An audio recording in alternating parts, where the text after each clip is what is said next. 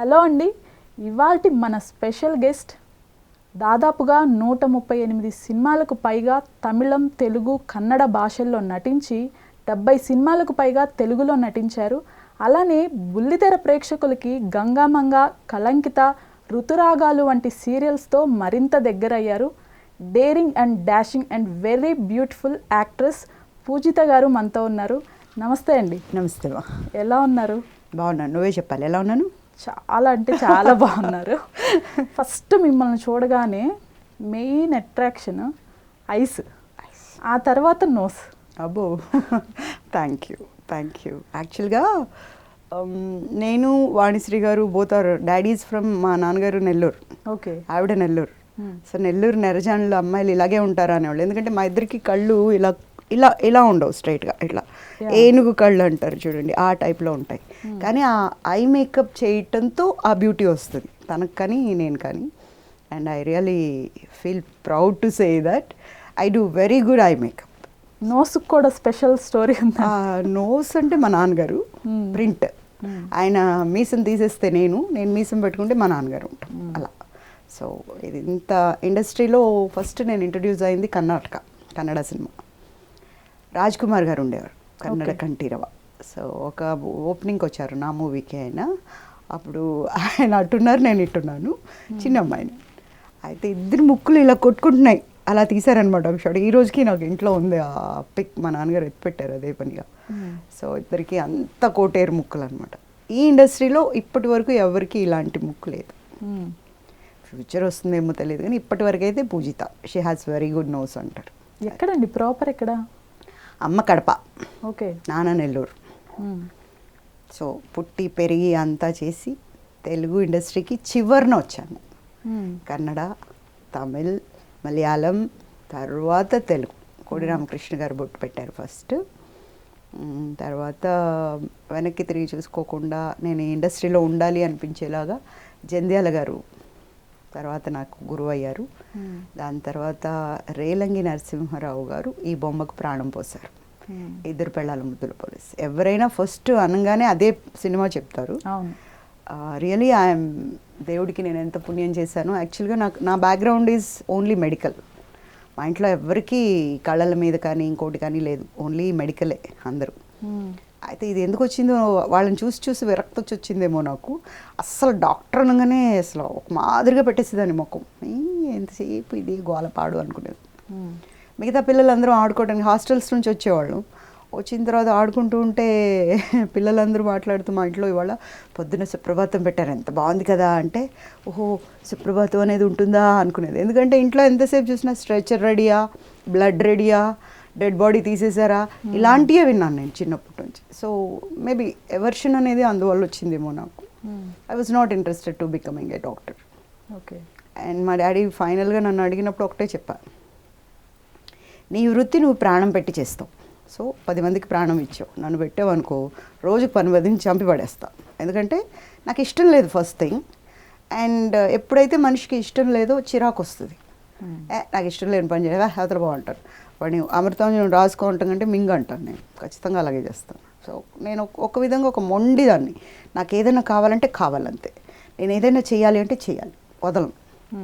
చేసేటప్పుడు మధ్యలో ఎవరు వచ్చినా వదలను, ఎంత ఆఫర్ ఇచ్చినా వదలను, నేను అదే చేస్తాను. ఎవరికి భయపడను. I don't care any one, పెద్దవాళ్ళు కావచ్చు చిన్నాళ్ళు కావచ్చు, వాళ్ళ స్టేటస్లో వాళ్ళ ఫీల్డ్స్లో డిఫరెంట్ అయినా కూడా I never bothered. Even today I don't care. నేనేం చెప్పాలో అదే చెప్తాను, నేనేం చేయాలో అదే చేస్తాను. ఎవరిని ఇబ్బంది పెట్టేది కానీ ఆ ఒక్క మూమెంట్ చుర్రమంటదేమో కానీ నేను మాట్లాడినప్పుడు ఒక్క నిమిషం ఖాళీగా కూర్చుంటే ఎంత మంచి మాట చెప్పింది ఈ అమ్మాయి అనుకుంటారు. I always talk like that. అంటే పిచ్చి కోపం అంటే ఎవరికి అంటే నాకే పిచ్చి కోపం, మామూలుగా ఉండదు. అసలు కొన్ని సంవత్సరాలు నేను నవ్వలేదు, నేను నవ్వను కూడా ఎక్కువ, చాలా తక్కువ నవ్వుతా. ఎప్పుడైతే నేను ఒక సంస్థకు లీడ్ ఇండియా 2020 అనే సంస్థకి వెళ్ళాను, అక్కడ యాక్చువల్గా నేను పిల్లలకి చాలా దూరంగా ఉంటాను. వాళ్ళు ఏడుస్తుంటారు, క్లీన్గా ఉండరు, ఇలాంటి ఒక ఒపీనియన్తో. అలాంటిది దేవుడు బాగా వినేశాడేమో, ఉండు నీ పని చెప్తా అనుకున్నాడు. నన్ను గవర్నమెంట్ స్కూల్స్కి వెళ్ళి వర్క్ చేసేలాగా ఒక ఇది ఇచ్చారు.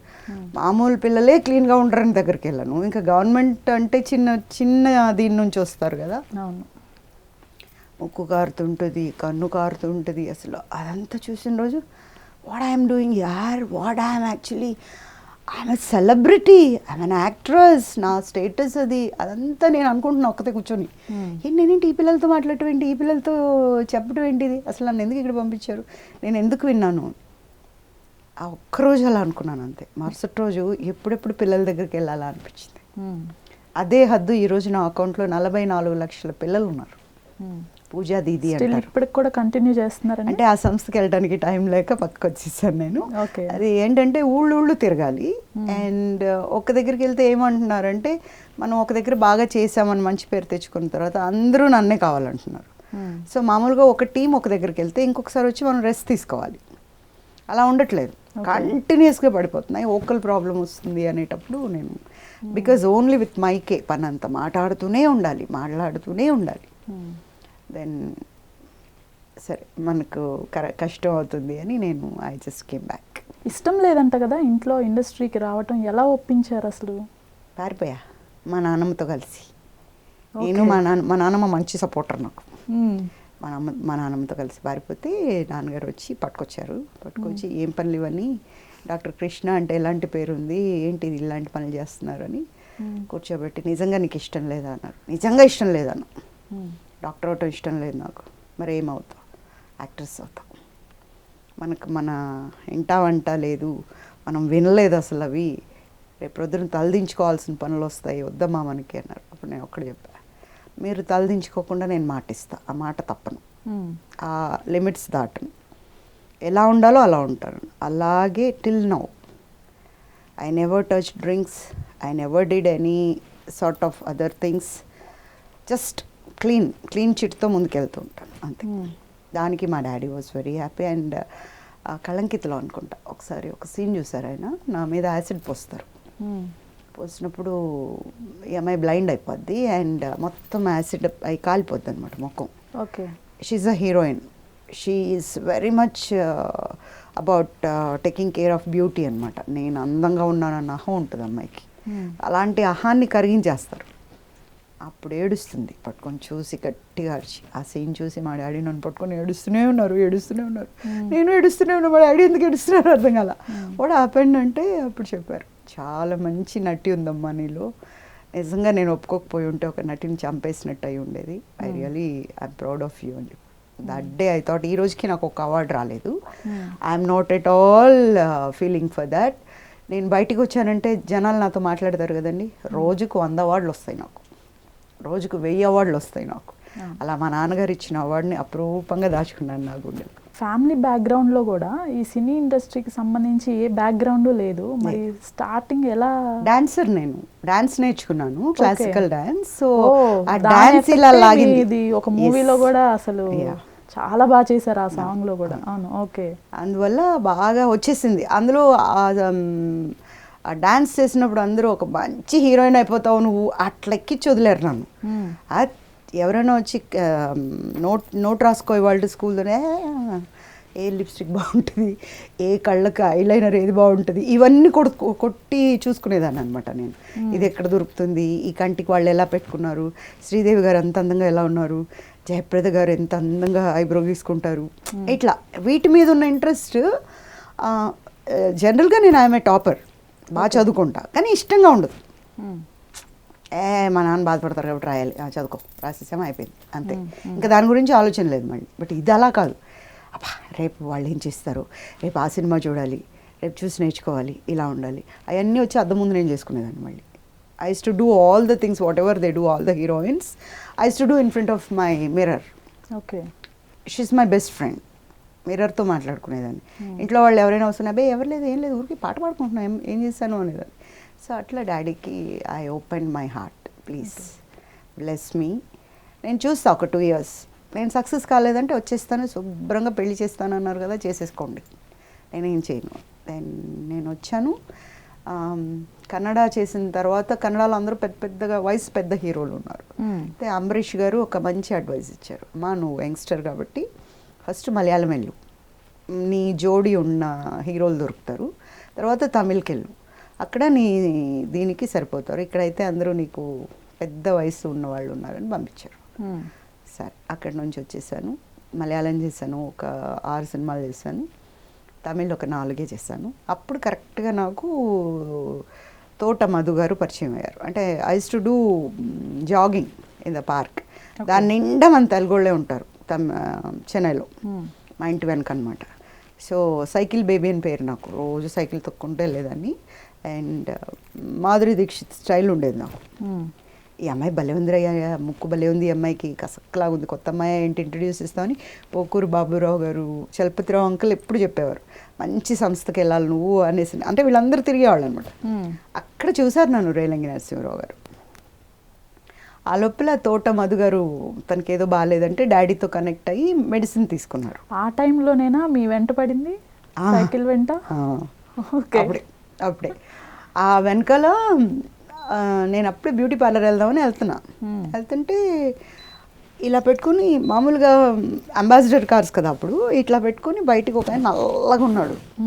చూడంగానే బాబోయ్ అనేలాగా భయం వేసేలాగా ఉన్నాడు. ఇలా పెట్టుకొని బాగా ఒకలాగా ఇలా చూస్తున్నాడు అనమాట.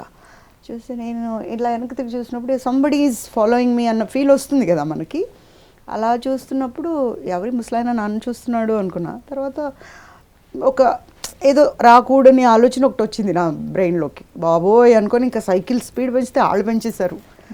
నేరుగా వెళ్ళిపోయి బ్యూటీ పార్లర్లో పడేసి ఆవిడ మంచి ఆవిడ ప్రేమ ఆంటీ అని. ఆంటీ ఎవడో నా వెనకాల పడ్డాడు, ముసలాడు ఎలా వస్తున్నాడో అసలు నేను భయపడి పరిగెత్తుకొచ్చాను. అంటే ఎవడాడు, నేను చూసుకుంటాను రా నువ్వు అని. నేను రాను, నేను లోపలే ఉంటాను అని. అప్పుడు ఆవిడ బయటకు వెళ్ళి బాగా తిట్టేసింది ఆయన. తిట్టేశాక ఆయన వచ్చి రాని తెలుగు తమిళం కలిపి మాట్లాడుతున్నాడు. అమ్మ ఎందుకు తిడుతున్నారు తల్లి, ఇంకా నయం కొట్టారు కాదు. రేలంగి నరసింహరావు గారు అనే డైరెక్టర్ ఒక సినిమాకి అమ్మాయిని కావాలనుకున్నారు, దాసరి దర్శకత్వంలో ఈయన చేస్తారు, ఆ అమ్మాయి కావాలన్నారు. అంటే అవునా, మరి ఎందుకు మా అమ్మాయి ఎంత భయపడింది, పూజ ఇట్రా అంది.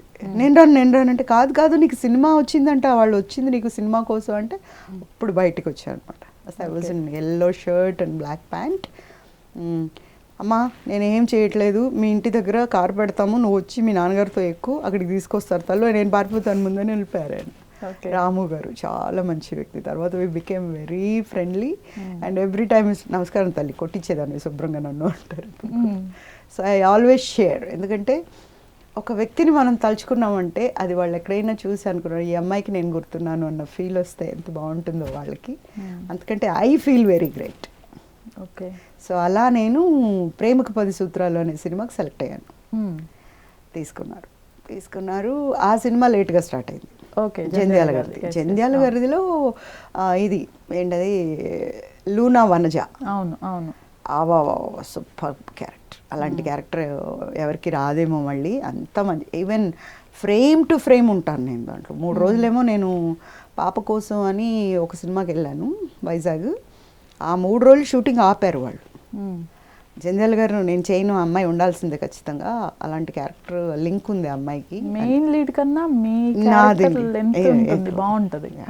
It's a very entertainment. అందులో బ్రహ్మానందం గారు కదా బావ, అసలు జనం నాకు బాగా గుర్తుంది. ఒక షోకి వెళ్ళాం నేను, సిల్క్ స్మిత గారు, బాబు మోహన్ గారు, ఇంకా ఎవరో 5-6 మంది వెళ్ళాము. వెళ్తే సిల్క్ స్మిత గారు నేను కూర్చుంది మొదలు మేకప్ చేసుకుని రెడీ అయి కూర్చున్నాం షోకి. నవ్వుతూనే ఉన్నారు నన్ను చూసి. నాకు అర్థం కాల, నేను హర్ట్ అయిపోయా, ఎందుకు నన్ను చూసి నవ్వుతున్నారు అని. మళ్ళీ దగ్గరికి వెళ్ళి why are you laughing at me అంటే, నో యార్ the way you gave the expression అసలు ఎలా ఇచ్చావంటే, వచ్చి ఏంటి వాడు అసలు నిజం చెప్పు నాకు అంటే, ఎవడేంటి బావా దువ్వెన్ను పట్టుకొని ఎవడంటావేంటి, బుద్ధుందా అసలు నీకు అంటావు చూడు, అది అసలు నాకు భలే నచ్చేసింది. She was saying like that. It's a beautiful character. నేను ఎప్పటికీ కోనేరు రవీంద్ర గారికి రుణపడి ఉంటాను. ఎందుకంటే నన్ను ఫస్ట్ ఇంట్రడ్యూస్ చేసింది కోడి రామకృష్ణ గారు. శిలాశాసనం అనే సినిమాలో ఫస్ట్ నీకు ఒక క్యారెక్టర్ ఇస్తానమ్మా, ఎలా చేస్తావు అంటానికి. తర్వాత నేను I'll give you as heroine అని చెప్పారు. ఓకే. దెన్ ఐ సెడ్ అది ఓన్లీ 4 scenes ఏమో నాకు బ్రహ్మానందం గారికి. యాక్సెప్టెడ్. సినిమా ఫ్లాప్, బట్ నా క్యారెక్టర్ హిట్. రాజశేఖర్ గారిదండి శిలాశాసనం. నా క్యారెక్టర్ హిట్, దాంట్లో అందరిది ఫెయిల్ అయింది. ఓకే. సో అప్పుడు ఎవరో ఒక డిస్ట్రిబ్యూటర్ ఫోన్ చేసి వైజాగ్ నుండి చెప్పారంట, కోనేరు రవీంద్ర గారు, ఒకసారి ఆ సినిమా చూడండి, అందులో అమ్మాయి ఉంది, చాలా బాగుంది అమ్మాయిని తీసుకోండి అని. ఆయన లూనా వనజకి ఎలాంటి అమ్మాయిని పెట్టాలి అనే దాంట్లో వాళ్ళు కొట్టుకుంటున్నారు. ఫుల్ లీడ్ సినిమా అది. వాడి విశ్వనాథ్ గారు హీరోయిన్ అంటే ఏదో క్యారెక్టర్ పరంగా అన్నట్టు, బట్ ఈ అమ్మాయి మెయిన్ అనమాట దాంట్లో. ఎవరిని పెట్టాలి ఆ సినిమా చూసేసిన తర్వాత ఆయన మా ఇంటికి వచ్చారు. మా ఇంటికి వచ్చి ఇంట్లో నా ఫొటోస్ అన్నీ కోచ్యాషలు చేస్తున్నాయి అన్నీ తీసి పెట్టుకున్నారు నాన్నగారు. సో అవన్నీ చూసి ఇలాంటి కోతే మాకు కావాలండి అని మాట్లాడేసుకున్నారు. He came to Vizag. అమ్మ నువ్వు నాకు ఎల్లుండి నుంచి కావాలని. ఎల్లుండి నుంచి కావాలి అంటే నేను నాకు ఒక పిల్ల లేదంటే లేదు చాక్లెట్ అలా ఎలా చెప్తారు మీరు అంటే, నేను ప్రొడ్యూసర్ నేను. ఓ అవునా సార్ చెప్పండి డేట్లు మాట్లాడారా అంటే మీ నాన్నగారితో మాట్లాడాను. నేను నాన్నగారు డేట్ ఇస్తే నేను వచ్చేస్తాను. వచ్చాక ఫస్ట్ జంధ్యాల గారితో ఇంట్రడక్షన్ ఇచ్చినప్పుడు I used to be very pinkish అనమాట. నేను పింక్గా ఉండేదాన్ని. అంటే ఆయనకి విగ్గులు పెట్టుకోవటం కానీ అట్లాంటివి ఇష్టపడరు, టోటల్గా న్యాచురల్గా ఉండాలి ఆయనకి. దాంట్లో క్యారెక్టర్ చెప్పి ఒక పెళ్లి సీను ఏమో పెట్టారు లాస్ట్లో, వాణి విశ్వనాథ్ అండ్ బ్రహ్మానందం గారు నేను పెళ్ళి అయితే, పెళ్లి కూతురంటే ఎలా తయారవుతాం, ఇది కట్టుకుంటాం, ఇక్కడంతా చుక్కలు పెడతారు, ఇవన్నీ పెడతారు కదా. నేను అలా వచ్చా. మామూలుగా బ్రాహ్మణుల పెళ్ళికి అలా ఉండదంట, అది మనకు తెలియదు కదా. వస్తే 2 అక్షింతలు పడ్డాయి నాకు. నీకు ఎవరు చెప్పారు ఇలా అంటే, నీ డేట్ దొరకటం ఒకటి కష్టం, మళ్ళీ ఏమో నువ్వు ఇవన్నీ చేసుకొచ్చావు, ఎవరు చెప్పారు నీకు అని. తెలియదు సార్, పెళ్లి కూతురు అంటే మా మేకప్ పని చేశారు, నేను చేయించుకున్నాను. కూర్చో అన్నారు. కూర్చో శుభ్రం అయిపోయింది. మళ్ళీ అప్పుడు ఆయన జగదేక వీరుడు అతిలోక సుందరికి రాస్తున్నారు. ఓకే. అవి మాటలు రాస్తున్నారు ఆయన. ఎక్కడో ఒక దగ్గర బాగా తిట్టారు నన్ను, సరిగ్గా చెప్పలేదని. అంటే అప్పుడు అంత గొప్పగా అంత ఫాస్ట్గా తెలుగు వచ్చేది కాదు, డైలాగ్స్ చెప్పలేదు. అందరూ నవ్వితే నేను నవ్వేసా. తిట్టుతున్నారని కూడా తెలియదు అనమాట. తిట్టారు? ఎర్రతోలు వేసుకొని వచ్చేస్తే సరిపోతుందా, అన్ని లక్షణాలు ఉంటేనే హీరోయిన్ అవుతారు, ఓ వచ్చేసి ఇక్కడ పోజులు కొట్టుకుంటే కాదు అని తిట్టారు. అందరూ నవ్వారు, నేను కూడా నవ్వేసా. అది అర్థం కాల నాకు ఆయన ఏం తిట్టాడని. అది తిట్టని నాకు తెలియలేదు. అప్పుడు పక్కకు వచ్చాక మన ఎస్పి బాలసుబ్రహ్మణ్యం గారి కజిన్ ఉండేవాడు, శాస్త్రి గారు అని కో డైరెక్టర్ ఆ సినిమాకి. ఆయన పిలిచేసారు, పిచ్చి మొక్క తిట్టారే నిన్ను అలా నవ్వుతున్నావు ఏంటంటే, తిట్టారా నేనేం చేశాను అన్న. అంటే నువ్వు డైలాగ్ చెప్పలేదని సరిగ్గా తిట్టారు. ట్రైన్ వెళ్తుంది, ట్రైన్ పక్కన చెప్పాలి, అది దడ అనేసరికి ఇది బడబడబడా అని మింగేసాం డైలాగ్. ట్రైన్ వెళ్ళిపోయింది. దివ్యవాణి చనిపోవటానికి వెళ్తే నేను లాగేస్తాను అనమాట. నాకు అక్కలాంటి దానివి, నా డబ్బులు నీకు ఇస్తాను, నువ్వేం భయపడకు, వాడు ఎవడో కొట్టేశాడు అన్నావు కదా, ఇంత మాత్రానికే చచ్చిపోతే ఎలాగా అని అంటది అనమాట. ఓకే. ఆ ట్రైన్ సౌండ్కి ఏబిసిడి జెడ్ ఇవన్నీ వస్తున్నాయి కానీ డైలాగ్ రాట్లా. ఇంకా బాగా తిట్టారు. మళ్ళీ ట్రైన్ వచ్చింది, అప్పుడు చెప్పేసా. చెప్పిన తర్వాత he was very happy and it went very well. And అప్పుడు జనాలకి నా రెండో సినిమా కదా, అందరికీ తెలిసింది ఈ అమ్మాయి అని. పాప కోసంలో ఒక సాంగ్, ఒక 4 సింగ్లు ఏమో ఉన్నాయి, సాంగ్ హైలైట్, అమ్మాయి డ్యాన్స్ కూడా చేస్తుంది అనేది. దెన్ వచ్చిన తర్వాత ప్రేమకు 10 సూత్రాలు దాసరి గారిది. మూగ మనసుల్లో, పాత మూగ మనసుల సినిమాలో జమున గారి క్యారెక్టర్ చాలా మంచి క్యారెక్టర్. దాసరి గారు ఈ అమ్మాయి చాలా బాగా చేస్తుంది, చాలా బాగుంది ఈ అమ్మాయి అని సపరేట్గా ట్రాక్స్ అసలు నన్ను రకరకాలుగా చూపించారు. ఒక హిందీ స్టార్ లాగా కూడా చూపించారు అసలు మనకు కొత్తలోనే. ఓకే. కానీ సినిమా అంతా అనుకున్నాం అంటే శుభలేఖ సుధాకర్ గారి ఫస్ట్ సినిమా కదా, యమునా నేను అనమాట, 2 heroines in that. Then coming to ఇద్దరు పెళ్ళాల ముద్దుల పోలీస్. ఈ ప్రేమకు 10 సూత్రాలు చేస్తున్నప్పుడు విశాఖలో ఒక మౌంట్ మీద అప్పు వస్తుంది. ఓకే. భీమిలి వెళ్ళేటప్పుడు ఆ అప్పులో టప్పని పంచర్ అయింది బండి. అయితే నేను, కాశీ విశ్వనాథ్ గారు, రేలంగి నరసింహరావు గారు ముగ్గురం ఉన్నాం కారులో. దిగి అక్కడ గట్టు మీద కూర్చున్నాం అనమాట. కూర్చుంటే, సార్ నాకు ఒక సినిమా ఎలా చేయాలని ఉందంటే, కితకితలు పెట్టాలి జనాలకి, 2 అమ్మాయిలు ఉండాలి, ఒకడు ఉండాలి, ఆడికి తెలియకుండా అలాంటోడే ఇంకొకడు ఉండాలి, ఆడు వీళ్ళ లైఫ్లోకి రావాలి, వాడు ముట్టుకోలేడు, ఇవేమో వదలవు ఈ 2 పెళ్ళాలు అనేసి అలా చెప్తూ వచ్చారు. వీళ్ళు మాట్లాడుతున్నారు, నేను అక్కడ ఆడుకుంటున్నా. రాళ్ళన్నీ ఉంటాయి కదా, అంటే ఇంకా అప్పటికి నేను టెడ్డీ బేర్స్ ఇప్పటికీ ఆడుకుంటాను టెడ్డీ బేర్స్తో. అట్లా రాళ్ళు తీసుకొని ఆడుకుంటున్నా. ఒక క్యారెక్టర్కి ఈ అమ్మాయిని పెడదాం రెండో పెళ్ళంగా అన్నారు. వాళ్ళే మాట్లాడుకున్నారు అక్కడ. భలే ఉంటుంది అమ్మాయి, కత్తిలాగా ఉంది అన్నారు ఆయన కాశీ విశ్వనాథ్ గారు. సరే వచ్చేసాం, ఇంకా రాసుకున్నారు వాళ్ళు. ఒక సీన్ చెప్పుకుంటున్నారు, రోజు నవ్వుకుంటున్నారు. It got developed. And Rajendra Prasad garu ముందు పెట్టినప్పుడు, రాజేంద్ర ప్రసాద్ గారు లేడీస్ స్పెషల్లో ఒక షాట్లో బ్రహ్మానందం గారు ఊహించుకుంటారు ఏమని, నాకు జుట్టు ఊడిపోయింది కాబట్టి బట్టతలు ఉంది, ఇది ఎవరితోనో రొమాన్స్లో ఉంది అన్నప్పుడు మన రాజేంద్ర ప్రసాద్ గారు నన్ను పట్టుకుని హగ్ చేసుకుని తిరిగినట్టుగా ఊహించుకుంటారు. సో మై ఫస్ట్ ఇంట్రడక్షన్ దే. Okay, my first movie with Rajendra Prasad garu అక్కడ అనమాట. దెన్ రాజేంద్ర ప్రసాద్ అమ్మాయి బాగుంది, ఆ రోజు చూసాను నేను, డెఫినెట్గా అమ్మాయిని పెట్టండి అని. Okay, fixed. ఫస్ట్ క్యారెక్టర్ ఆ అమ్మాయి దివ్యవాణి. ఆవిడ ప్లేస్లో ముందు ఎవరినో అనుకున్నారంట? ఫస్ట్ వేరే ఎవరినో అనుకున్నారంట, ఇలా పెట్టారంట హీరో గారు, ఈ అమ్మాయిని పెట్టండి బాగుంటుంది అని. ఓకే, సో ఎవరు అనేది అమ్మాయి రివీల్ అవ్వలేదు అప్పుడు. చాలామందికి తెలుసు కానీ నాకైతే తెలియదు. నేను అన్నీ ఓపెన్గా చెప్తాను, నేను అబద్ధాలు చెప్పను. ద థర్డ్ క్యారెక్టర్ అంటే సెకండ్ హీరోకి వచ్చి అనుష అని మన కేఆర్ విజయ్ గారి సిస్టర్ డాటర్ అమ్మాయి, ఆ అమ్మాయిని తీసుకున్నారు. సో ముగ్గురు హీరోయిన్లు ఆ సినిమాలో. అండ్ ఆ సినిమాలో చేసిన వాళ్ళందరికీ ఒక ప్రత్యేకత ఉంది. అలాంటి సినిమా చాలా తక్కువగా పడుతుంది. కోటి జన్మలు ఎత్తిన ఆయనకు రుణపడి ఉండాలి మన రేలంగి నరసింహరావు గారికి. And my thanks to even Rajendra Prasad garu. It went on very well. And అప్పటి నుంచి నాకు మసాలా మూవ్ వంకాయ అని పేరు పెట్టారు. ఓకే, అందులో పాట ఉంది కదా, సో ఆ పాట గురించి అని మసాలా మూవ్ వంకాయ అని పెట్టారు. అండ్ ఇప్పటికీ నేను వస్తుంటే మసాలా మూవ్ వంకాయ అంటారు, గట్టిగా అంటారు కానీ పాపం తర్వాత ఇలా తిరిగి గట్టిగా కూడా అనుకోండి, ఏం పర్లేదు, ఉన్నమాటే కదా అనేసి వెళ్ళిపోతాను నేను. So enjoyed. ఎలా ఉందండి రాజేంద్ర ప్రసాద్ గారితో ఎక్స్పీరియన్స్ ఎలా ఉంది? హీజ్ ఏ జెమ్ అండి, మంచి ఆర్టిస్ట్. ఆయన దగ్గర చాలా నేర్చుకోవాలి, చాలా నేర్చుకోవచ్చు. కాకపోతే ఆయనకు కూడా బాగా కోపం ఉంటుంది, కానీ ఆ కోపం వల్ల దగ్గరికి వెళ్ళలేము. But he's a very nice artist. అందుకే కదా ఇప్పుడు సెకండ్ ఇన్నింగ్స్లో కూడా దుమ్ము రేపు కొడుతున్నారు ఆయన. అప్పుడు ఎంత బిజీగా ఉన్నారో అంతకంటే బిజీగా ఉన్నారు ఇప్పుడు ఆయన. అవును, yeah, he's a very good artist. ఆ కోపంతో ఎప్పుడైనా మీ పైన అరిచారా? అరిచారు కాబట్టి కోపం అని చెప్పాను, లేకపోతే చెప్తాం ఏంటి. ఓకే, ఒక్క షాట్లో ఆ రోజు వాళ్ళ ఫ్యామిలీ వచ్చారు చెన్నై నుంచి. నేను ఇలా పడుకొని ఉంటే వస్తాడనమాట. నాకంతా తెలిసిపోయిందిలే, నువ్వు దాని దగ్గర ఒకలాగా మాట్లాడి అది దానికి కడుపు వచ్చింది, నాకు రాలేదు అంటే నువ్వు ఎక్కువ ప్రిఫరెన్స్ దానికే ఇస్తున్నావు అని కోపంలో ఉంటుంది. ఓకే, పేరు సత్యభామ. నా వచ్చేసినప్పుడు ఒక్క తోపు తోస్తానమాట. తోసేసరికి ఆయన బాగా ఫ్లెక్సిబుల్గా వెళ్ళి ఒక తలుపు కొట్టుకున్నారు. అక్కడ పల్లెలో ఇలా పెట్టుంటారు కదా, బుడుపులుగా పెట్టుంటారు గుమ్మాలకి, అంటే డోర్కి, దానికి కొట్టుకున్నారు ఆయన. నేను కూడా పరిగెట్టి వెళ్ళా, మామూలుగా ఎవరికైనా తగిలితే ఇలా అంటాం కదా, అప్పుడు ఒక కసిరారా ఆగిపోయింది నాకు గుండె, బాబోయ్ అనుకున్నా. ఇంకా తిట్టేశారు. దాంతో 3 టేక్లు భయంతో టేక్ అని.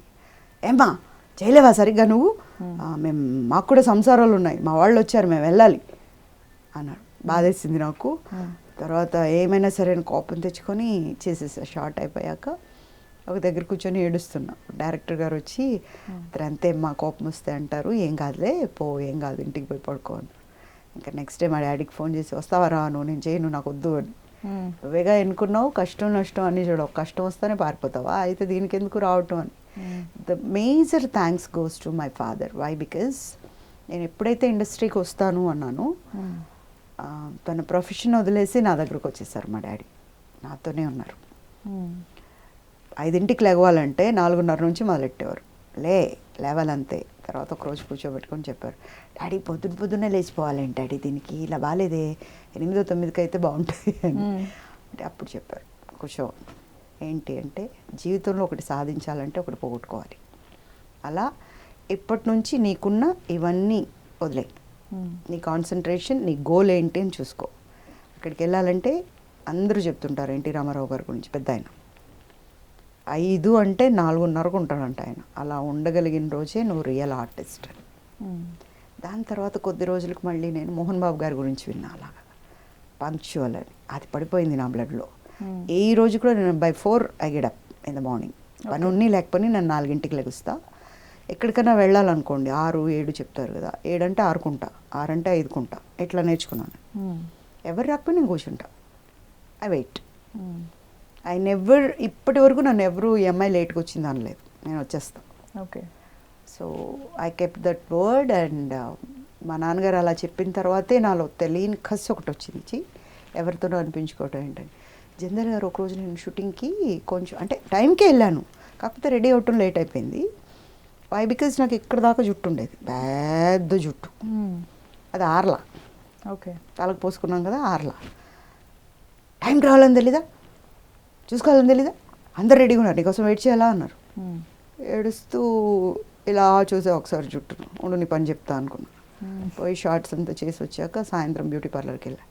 నీకు ఎంత ఖర్చు ఉంటే కట్ చేస్తావు, అంత ఖర్చుతో కట్ చేసేది అన్నాను. ఒడక్కని ఇంత పెద్ద సౌరం ఉంది ఈరోజు కూడా నా దగ్గర, ఎంత పెద్ద సౌరం, ఆ జుట్టుతో కట్టించాను నేను. కట్ చేసుకొని వచ్చేసాను. వెళ్ళి ఆయన శాస్త్రి అయినా, మీరు అలా అన్నారని అమ్మాయి అలా కట్ చేసుకుంది సార్, జుట్టు ఆరలేదని లేట్ అయిందని ఏడ్చేసింది, ఇప్పుడు వాళ్ళ అమ్మ కొడుతుందని ఏడుస్తుంది సార్. జుట్టు అంటే మా మమ్మీకి చాలా ఇష్టం. కట్ చేశాక ఒక 6 నెలలే మా మమ్మీ వస్తున్నారంటే కూడా నేను వేరే ఊరు వెళ్ళిపోయేదాన్ని, షూటింగ్ ఉంది అది ఉంది అని, కనిపించలా. అప్పుడు ఆయన వచ్చి చెప్పారు, అయ్యో అలా ఎందుకు చేసావమ్మా, ఏదో ఆ టైంలో అలా అని ఉంటామని. అది ఉండటం వల్లే కదండి సార్ నేను మాట పడ్డాను, లేకపోతే మాట పడాను కదా అనేసి. So I never give chance to taking words from others maximum. అయినా కూడా అన్నారంటే దవడ బాగా కొడతాను, ఎవరిని చూడను. అంటే అనవసరపు మాటలకి నేను ఇంపార్టెన్స్ ఇవ్వను, నేను నెత్తికెక్కించుకోను. అలా ఎవరన్నా ఉన్నారండి అనవసరంగా మీ పైన కోప్పడిన వాళ్ళు, హర్ట్ చేసిన వాళ్ళు? చాలామంది ఉన్నారు, నాకు ఇప్పటికీ అర్థం కాదు. ఎందుకంటే ఇప్పుడు మీరెవరో నాకు తెలీదు, మీరు నాతో మాట్లాడితే నేను మాట్లాడతా, నేను వెళ్ళిపోయాక నా వెనక మాట్లాడితే నేను ఊరుకుంటానా? నాకు సంబంధించిన టాపిక్లో నన్ను ఇన్వాల్వ్ చేస్తే నాకు నచ్చదు. నేను ఒకటే చెప్తా, ఇప్పుడు మీరు నన్ను తిట్టాలి కదా, నా ఎదురు కూర్చొని తిట్టా, ఎంజాయ్, నేను ఆన్సర్ చేస్తా, నాకు భయం లేదు. నా వెనకాల మాట్లాడితే అంతా సమస్య లేదు, వదిలిపెట్టను. అలా చాలా ఇబ్బంది పడ్డాను నేను. అంటే నాకు లైఫ్లో జరిగిన ఒక ఇన్సిడెంట్తో అందరూ అనుకుంది ఏంటంటే నేను ఒక మూలకు పోయి ఇలా ఉండిపోతాను, అందరు అమ్మాయిలాగా. No, I came out. Everybody they knew what happened exactly, why happened. దాని తర్వాత అవతల వాళ్ళ వల్ల ఇబ్బంది పడింది నేను, నా వల్ల ఎవరు ఇబ్బంది పడలా. తర్వాత కూడా నాకు ఒక బాబు ఉన్నాడు, ఆ బాబుని చాలా నీతిగా, నిజాయితీగా, హ్యాపీగా పెంచుకున్నాను నేను. ఓకే, ఇప్పుడు నా కళ్ళు 2 చూస్తున్నాయంటే మిమ్మల్ని చూడట్లేదు, నేను చెప్తుంది మా బాబుకి, మా బాబుని చూస్తున్నాయి. అంటే ఇక్కడి నుంచి ఇక్కడి వరకు నిండిపోయి ఉంటాడు మా బాబు. నా హార్ట్ బీట్ కూడా చెర్రీ అంటూ ఉంటుంది, చెర్రీ తారియన్ బాబు పేరు. ఓకే. సో చెర్రీ అంటూ ఉంటుంది, లబ్డబ్ అనదు. నేను అలా పెంచుకున్నాను. సో నా గురించి ఎవరైనా మాట్లాడాలంటే ఏం తెలుసు నీకు ముందు నా గురించి, ఇది ఒక్క మాట అడుగుతారు, నీకేం తెలుసు నా గురించి, ఏం తెలుసు అని మాట్లాడుతున్నావు, ఏ విధంగా కామెంట్ చేసు, నాకు ఆన్సర్ చెప్పు, లేదంటే దవడ బగలు కొడతా, పగిలిపోద్ది, వెయిట్ చేయను. కొన్ని విషయాల్లో నేను చాలా మొండిదాన్ని, అందుకే నేను ఎవరి జోలికి వెళ్ళను, నా దాకా రానివ్వను. ఎంతవరకు కనిపించి బాగున్నారా, భోంచేసారా, అంతే. నేను ఎన్ని పళ్ళు అంట, పచ్చళ్ళు అంట, పొళ్ళు అంట, కేక్స్ అంట క్యారీ చేస్తాను ఎక్కడికి వెళ్ళిన, ఫ్రెండ్స్ ఉంటారు, ఆర్టిస్టులు అందరికీ తింటాం. మీరు ఒకవేళ నా ఎనిమి అయినా కూడా మీకు పెడతాను, మీకు నాతో మాట్లాడటం ఇష్టం లేకపోయినా. కానీ ఒక్కటి అర్థం కాదు, కాసేపు కూర్చొని మాట్లాడి బాగా నవ్వుతూ మాట్లాడి రేపు మళ్ళీ కలుద్దాం అనుకున్న వాళ్ళు బయటకు వెళ్ళిపోయి ఇంకొకలాగా ఎందుకు మాట్లాడతారో ఎప్పటికీ అర్థం కాదు. ఎవరి గురించి అయినా, నా గురించి అనే కాదు. బట్ తర్వాత తగ్గింది. కానీ ఎక్కడో ఉంటుంది కదా, పలానా వాళ్ళు ఒక మాట అన్నారు మిమ్మల్ని అనేది ఉంటుంది కదా. ఒకటే అనుకుంటాను నేను, సర్వం శ్రీకృష్ణ అర్పణ, అంతే. మీరు చేసిన మూవీస్లో ఏవైనా సీన్స్ ఎడిటింగ్లో తీసేశారా? గణేష్ అని మన రామనాయుడు గారి మూవీ ఉంది కదా, వెంకటేష్ గారిది. అవును. దాంట్లో నేను సెకండ్ హీరోయిన్. చాలా మంచి మూవీ, చాలా మంచి మూవీ. ఒక 4 scenes 5 scenes చేసాం. చేసిన తర్వాత మరి ఎందుకనో అది ఎడిటింగ్లో పోయింది, అది తీసేశారు. నేను సినిమా చూస్తుంటే ఇక్కడే కదా నేను ఉండాలి అనుకుంటున్నాను కానీ కనిపించట్లా. అప్పుడు రామనాయుడు గారు పిలిచి చెప్పారు, ఎడిటింగ్లో పోయిందమ్మా, ఏమనుకోవద్దు, మంచి సినిమా చేద్దు అని. మంచి సరే, ఏం పర్లేదు అని చెప్పొచ్చు సార్. అలానే చాలామంది డైరెక్టర్లు ఈ క్యారెక్టర్ మీకే అమ్మ, మీకే ఇస్తాము, ఇది మీకోసం రాసింది అని మిమ్మల్ని అప్రోచ్ అయ్యి తర్వాత ఇవ్వకుండా వేరే వాళ్ళని పెట్టుకోవటం అట్లా ఎప్పుడైనా జరిగిందా? ఎప్పుడేంటి, ఇప్పటికీ జరుగుతూ ఉంటుంది. మన ఇంటికి వచ్చినప్పుడు నువ్వు తప్ప అన్యదా నాస్తి శరణం అంటారు కదా, ఆ టైప్లో అనేసి కట్ చేస్తే మీరుంటారు, నేను ఉండను. ఏం జరిగింది ఏంటి, నేను అంత దూరం పోను. ఎందుకంటే మనకే ఇన్ని ఉంటాయి నెత్తి మీద, మళ్ళీ దీన్ని కూడా నెత్తి కిందకి ఎక్కించుకోవటం మనం లేం, అయిపోయింది. కేల్కతం దుకాన్ బార్. ఎప్పుడైనా కనిపించినప్పుడు బాగున్నారా అంటే ఆయన తలెత్తుకోలేడు, నేను కాదు. బాగున్నారా సార్, సినిమా అయిపోయిందా, గాడ్ బ్లెస్ యూ, తొందరగా రిలీజ్ చేసుకోండి అని చెప్పి వెళ్ళిపోతాను. నేను దాని గురించి ఇంకా ఆలోచించాను. కానీ ఇక్కడ కాదు, కన్నడలో ఫస్ట్ మూవీ సీళ్ళు నక్షత్ర అని ఒక సినిమా. ఓకే. వాళ్ళు మా ఇంటికి వచ్చారు, ఒక 10 రోజులు బాగా భోజనాలు చేశారు, రకరకాలు, ఈ అమ్మాయిని ఇలా చూపెట్టాలి అలా చూపెట్టాలి ఏమేమో చెప్పారు. ఓపెనింగ్ డే ఫ్లెక్సీస్ అన్నీ నేను లేను, వేరే ఆర్టిస్ట్ ఉంది. అప్పుడు పెయిన్ అంటే తెలీదు, బాధ అంటే తెలీదు, ఎందుకంటే మనం ఇంట్లో మొకటం లేని మహారాణి. అలాంటిది అక్కడ కనిపించేసరికి మా డాడీ ఒక్కసారి లాక్కొని కార్లో కూర్చోబెట్టుకొని ఇంటికి తీసుకొచ్చేసి will go to somewhere out of అని. కానీ నాలోంచి అది పోవాలని, కానీ చిన్న పాపని కదా ఎలా పోద్ది. వెక్కి వెక్కి ఏడ్చి, పొగిలి ఏడ్చి, అసలు మళ్ళీ అప్పుడు మా డాడీ కాన్సన్ట్రేషన్ పెట్టారు, తప్పకుండా పాప చేయాలి, ఇలాంటి చిన్ని వాటికంటే హార్ట్ ఎఫెక్ట్ ఇస్తే మళ్ళీ ఇబ్బంది అవుద్దని. దెన్ మై డాడ్ ఎట్లా సినిమాలు అప్రోచ్ అవ్వాలి ఇదంతా కనుక్కొని పెద్దవాళ్ళందరితో ఒక ఆల్బమ్ చేశారు. ఆ ఆల్బమ్ని పంపించేవారు. అప్పుడు ఒక మేనేజర్ని పెట్టి, ఓకే, రాజ్ కుమార్ గారు అని పెద్ద ఆయన పెట్టేవారు. పెట్టి ఆయన్ని పెట్టారు. పెట్టి ఆయన తిరిగి సినిమాలు తీసుకొచ్చేవారు. పెద్ద ఆయన అని ఎందుకు అంటే ఆయనకైతే 10 కంపెనీస్ తెలుసుంటాయి, కొత్త వాళ్ళంటే ఏదోనో ఇబ్బంది పడేలాగా ఉంటాయి అని అలా.